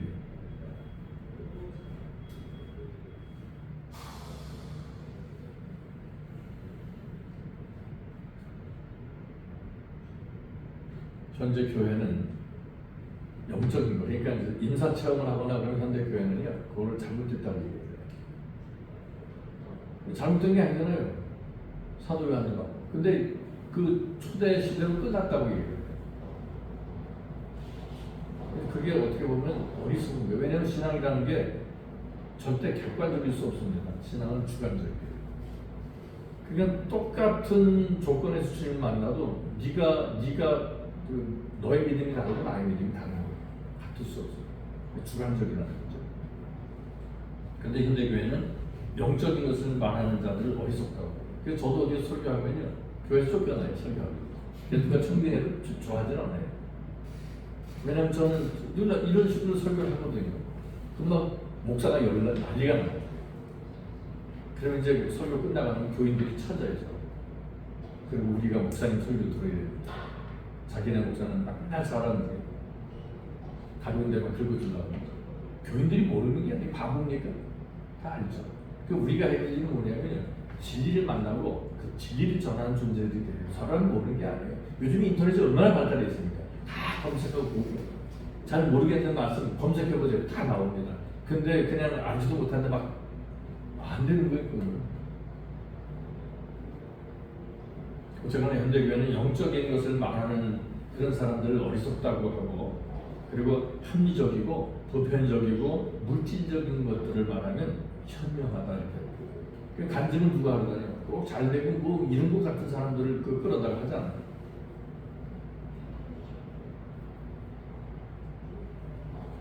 저는 예전에 한번 그 목회를 시작하면서 불만이 주님께 하나 있었어요. 그건 뭐냐면 교회가 그 당시에 다방보다 많더라고요. 다방을 쓰고 커피파는. 아니 무슨 교회를 다방보다 많아. 근데 요즘에는 뭐 커피숍을 못 들어가요. 커피숍이 엄청나게 많아요. 근데 예전에는 교회가 커피숍보다 많았어요. 주님 뭐 이렇게 교회가 많습니까? 세상에. 제가 그랬더니 나중에 이제 하나님께서 알게 하셨는데 그거는 바로 다양성을 이루기 위해서 그렇게 하신 거더라고요. 그게 무슨 다양성이냐면 사람의 마음에 있는 거짓과 악이 옮겨지기 전에 말씀과 진리가 사람들에게 과다하게 들어가면 사람들은 이 선과 말씀으로부터 물러나서 자신의 악으로 돌이키게 됩니다. 돌아버려요. 그러니까 예수님도 하늘의 메시지 전하기 시작하니까 백성들이 다 가버렸잖아요. 오늘도 마찬가지예요. 그러면 진리를 전하는 교회가 사람이 구름대같이 몰릴 것 같아요? 아니에요. 떠나요. 왜냐하면 거기에 대한 숙제가 너무 큰 거예요. 그리고 자기가 드러나요. 그러면 사람들은 원치 않아요. 숨길 원하거든요. 자꾸 그 교회 가는 이유 아세요? 숨기 위해서 가는 거예요. 어떻게 보면 가면 자기를 드러나지도 않잖아요. 근데 작은 교회는 다 드러나요. 말 한마디에도 인사해도 삶의 동네에서 다 만나고. 그게 저 사람이 어떤 사람인게 이게 다른 사람 길을 통해서 들어와요. 그 정도입니다. 그래서 자신에게 맞는 교회가 세상에는 반드시 있기 마련이에요. 그러니까 교회가 자기에게 안 맞는다고 불평하지 마세요. 설교가 안 맞아. 맞는 교회가 있어요. 그러면은 버티는 게 잘하는 게 아니에요. 전 교회에서 그래요. 설교하다가 설교가 안 맞는다 그러면 버티지 마세요. 맞는 데 찾아보세요. 요즘에 인터넷이 얼마나 발달해 있으니까 들어보세요. 그럼 맞는 데 찾아가시라고. 맞는 데 찾아가야지. 안 맞는다고 왜 거기서 불평하고 있냐고. 성장이 안 돼요. 먹지 못하는데 뭔가 성장을 해요. 버티면 자라나요? 안 자라죠. 우리 교회도 보면 한 집에 애들인데 하나는 잘 먹으니까 엄청 커요. 근데 둘은 안 먹으니까 아니 가난한 집도 아니고 있는 집이에요. 삼성연구원 다녀요 그 아빠가. 근데 둘은 안 커요. 왜 안 크죠? 안 먹어요. 많이씩 먹어요. 클 리가 있나? 영적도 마찬가지예요. 아니 말씀이 어쨌든 간에 말씀을 먹어야지 크죠. 얻어먹는 게 없는데. 그러니까 애기들 보면 까난 애기들 보면 짜증 낼 때가 있죠. 짜증 낼 때는 이유가 있죠. 왜 짜증 낼까요? 뭘 싸서 안 쳐줘서 짜증나. 그 다음에 배고파서 짜증나. 두 가지 왜 있을까요? 거의 없어요. 그럼 우리가 왜 짜증 날까요? 교회 생활하면서. 둘 중에 하나예요. 근데 우리가 뭐 신뢰할 일은 없잖아요. 먹질 못하니까 짜증이 나요. 그러면은 찾아다니시라. 저는 그런 말씀 드리고 싶어요. 그러니까 우리만이 아니고 저는 교회도 그렇게 합니다. 그러니까 교회는 오는 사람 막을 없고 가는 사람 붙잡을 게 없는 교회가 돼요.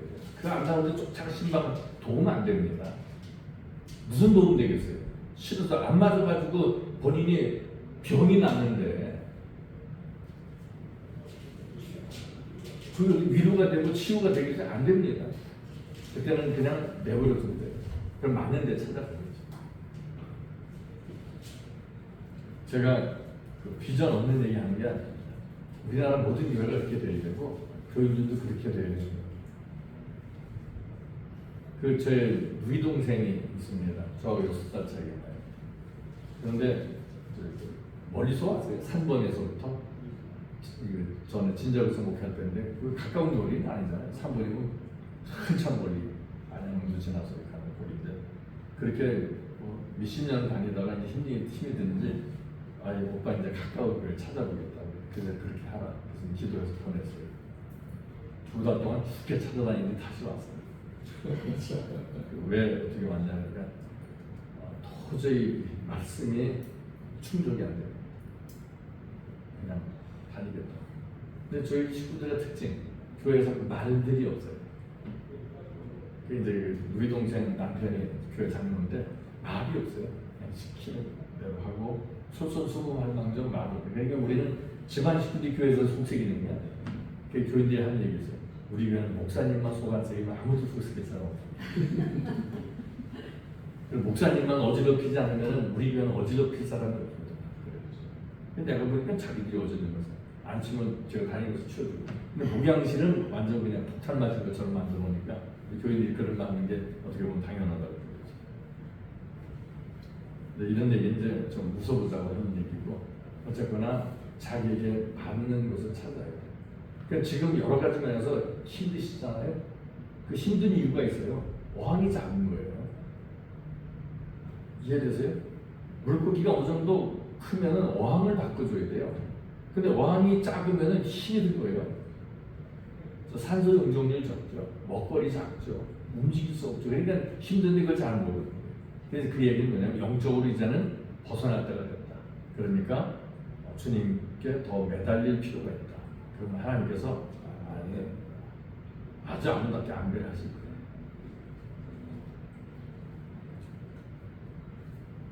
인간의 구원이라고 하는 것에 대해서 그렇습니다만, 이제 보면 제가 제일 힘들어하는 게 숨이 까딱까딱 하는데 가서 영접기도 하게 하자 그래요.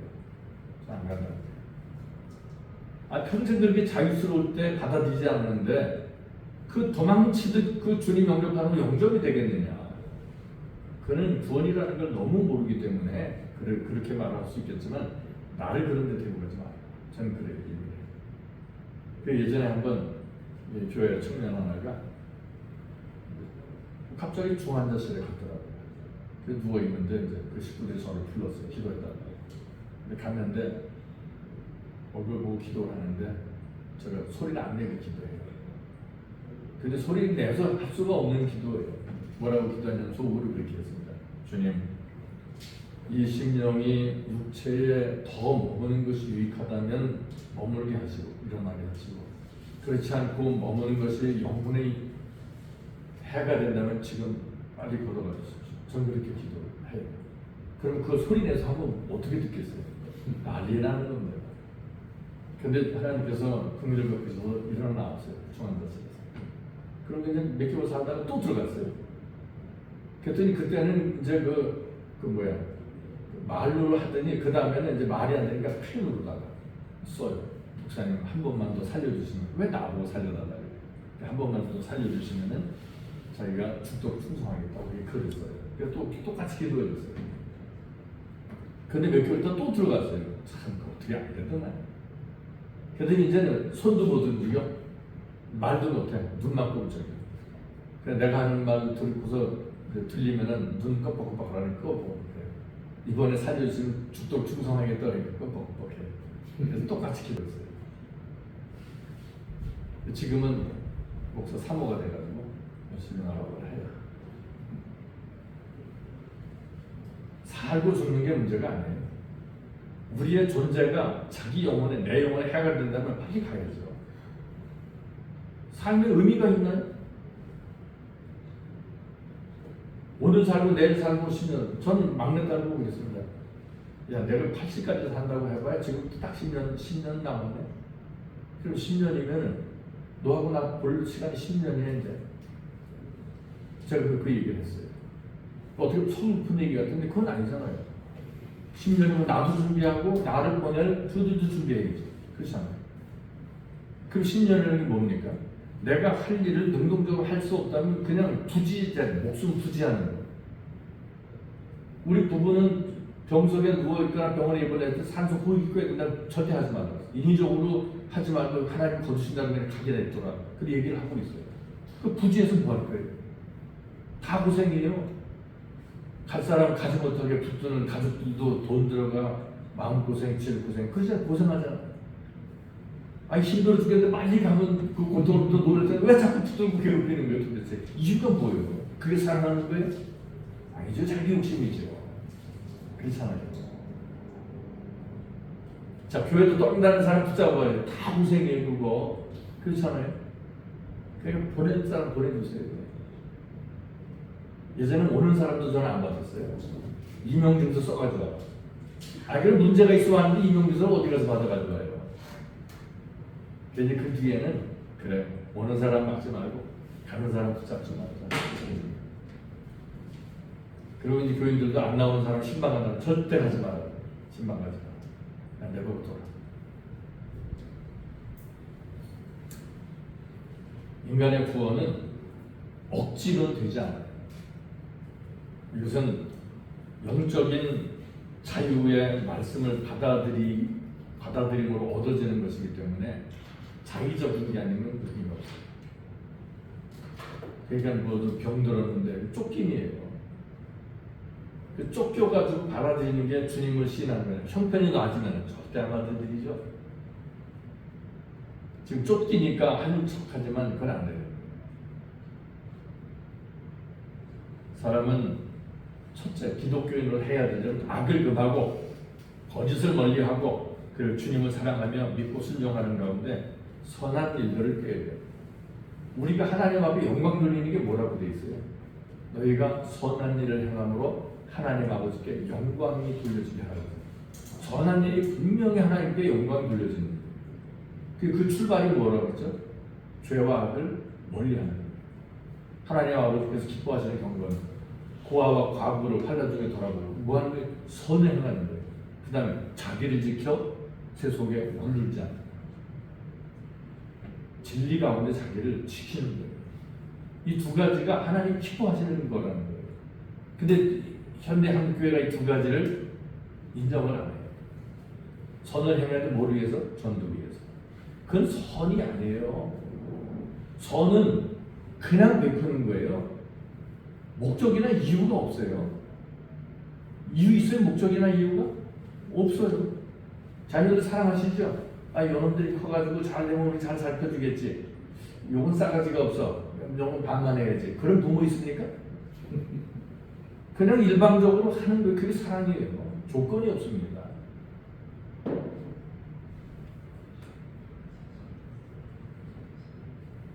자기의 모든 삶, 느낌, 생각, 행동 면에서 악을 거절하고 거짓을 멀리하는 것. 이게 바로 구원에 이른 자에 나타나는 열매예요.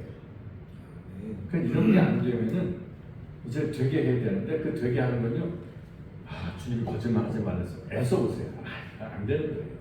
근데 그분을 만나면은 그냥 자연스럽게 해결이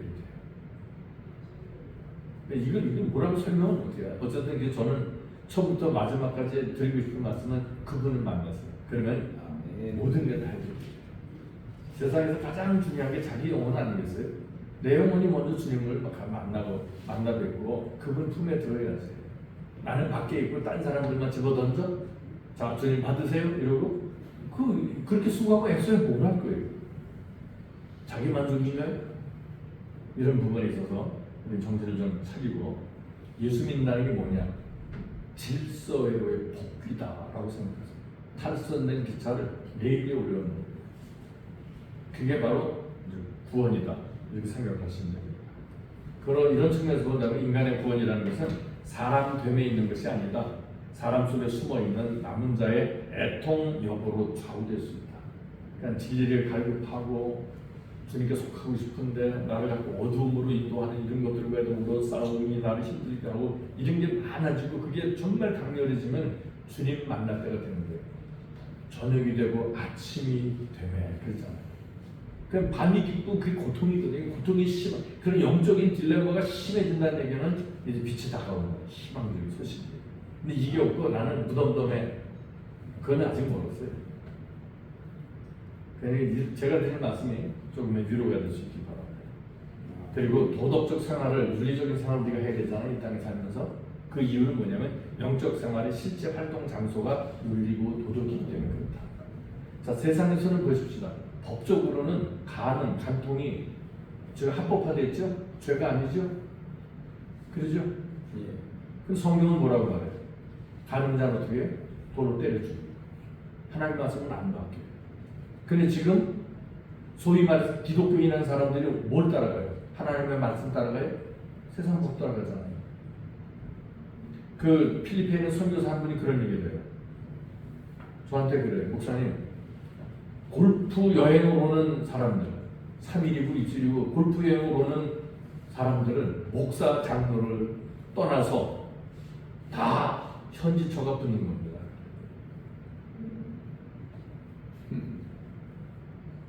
거기 현지 선교사들. 그래서 저는 그 뒤부터 뭐 그 전에도 그렇게 골프 치 오늘 골프 치려고 거기까지 가요. 근데 하는 말이죠. 저렴해서 간다고. 생각해보세요. 비행기 타고 가서 며칠씩 있으면서 그게 저렴할까? 아니죠. 딴 데 생각이 있다라고 밖에 안 해요. 특히 목회자, 장로, 크리스찬들은 그건 죽은 목숨이에요. 죽는다가 아니라 이미 죽어있기 때문에 죽음의 삶을 사는 거다. 이렇게 인식을 하시기 바랍니다. 십계명은 생명의 울타리예요. 벗어나면 죽은 겁니다.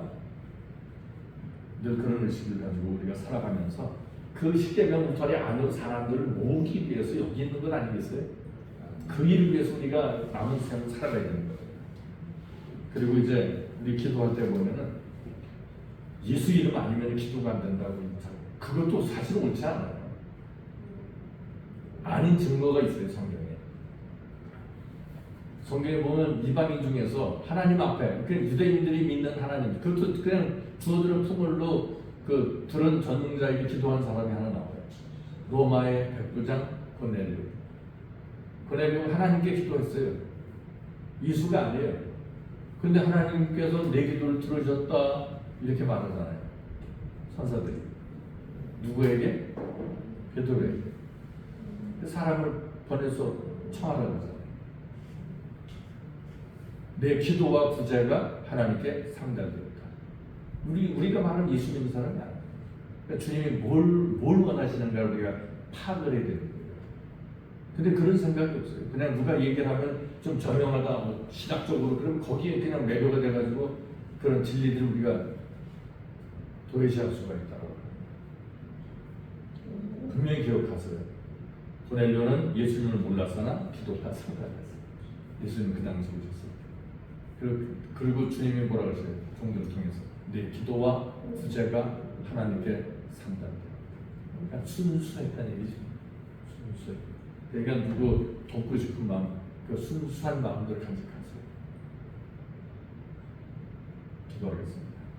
우리 같은 주님, 오늘도 저희들에게 시간을 허락해주셔서 감사합니다. 피차의 찔림이 되게 하시고 주님을 향한 다름질하는 동기가 될 수 있도록 은혜를 더하여 주시옵소서. 주님, 우리 모두가 속히 만나 뵙기를 원하며 예수님의 이름으로 기도드립니다. 수고하셨습니다.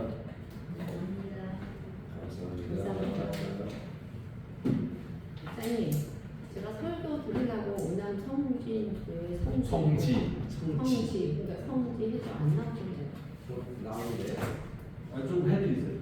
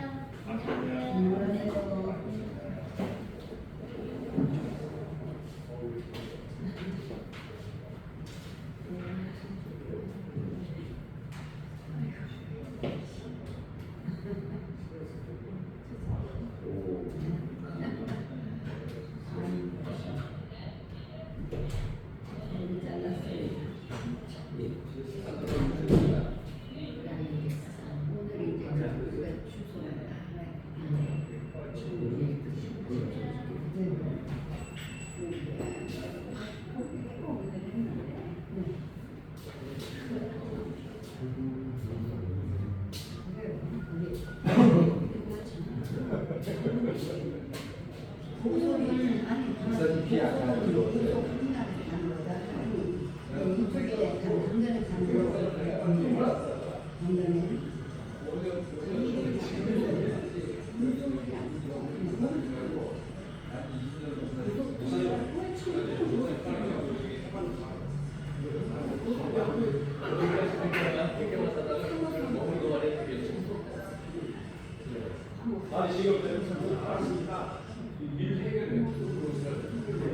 그럼 작년 김소에서 안 가.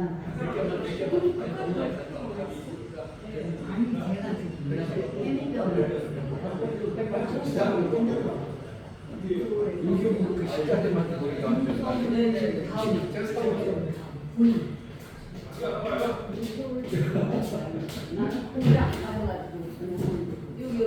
그걸 좀 알아봐야 되겠네요. 그래서 피해 버스 가는 그런 게 거 있지. 좀 알아봐야 되는데 거기 가까운 보수역이 항상 가야 돼요. 그리고 가니까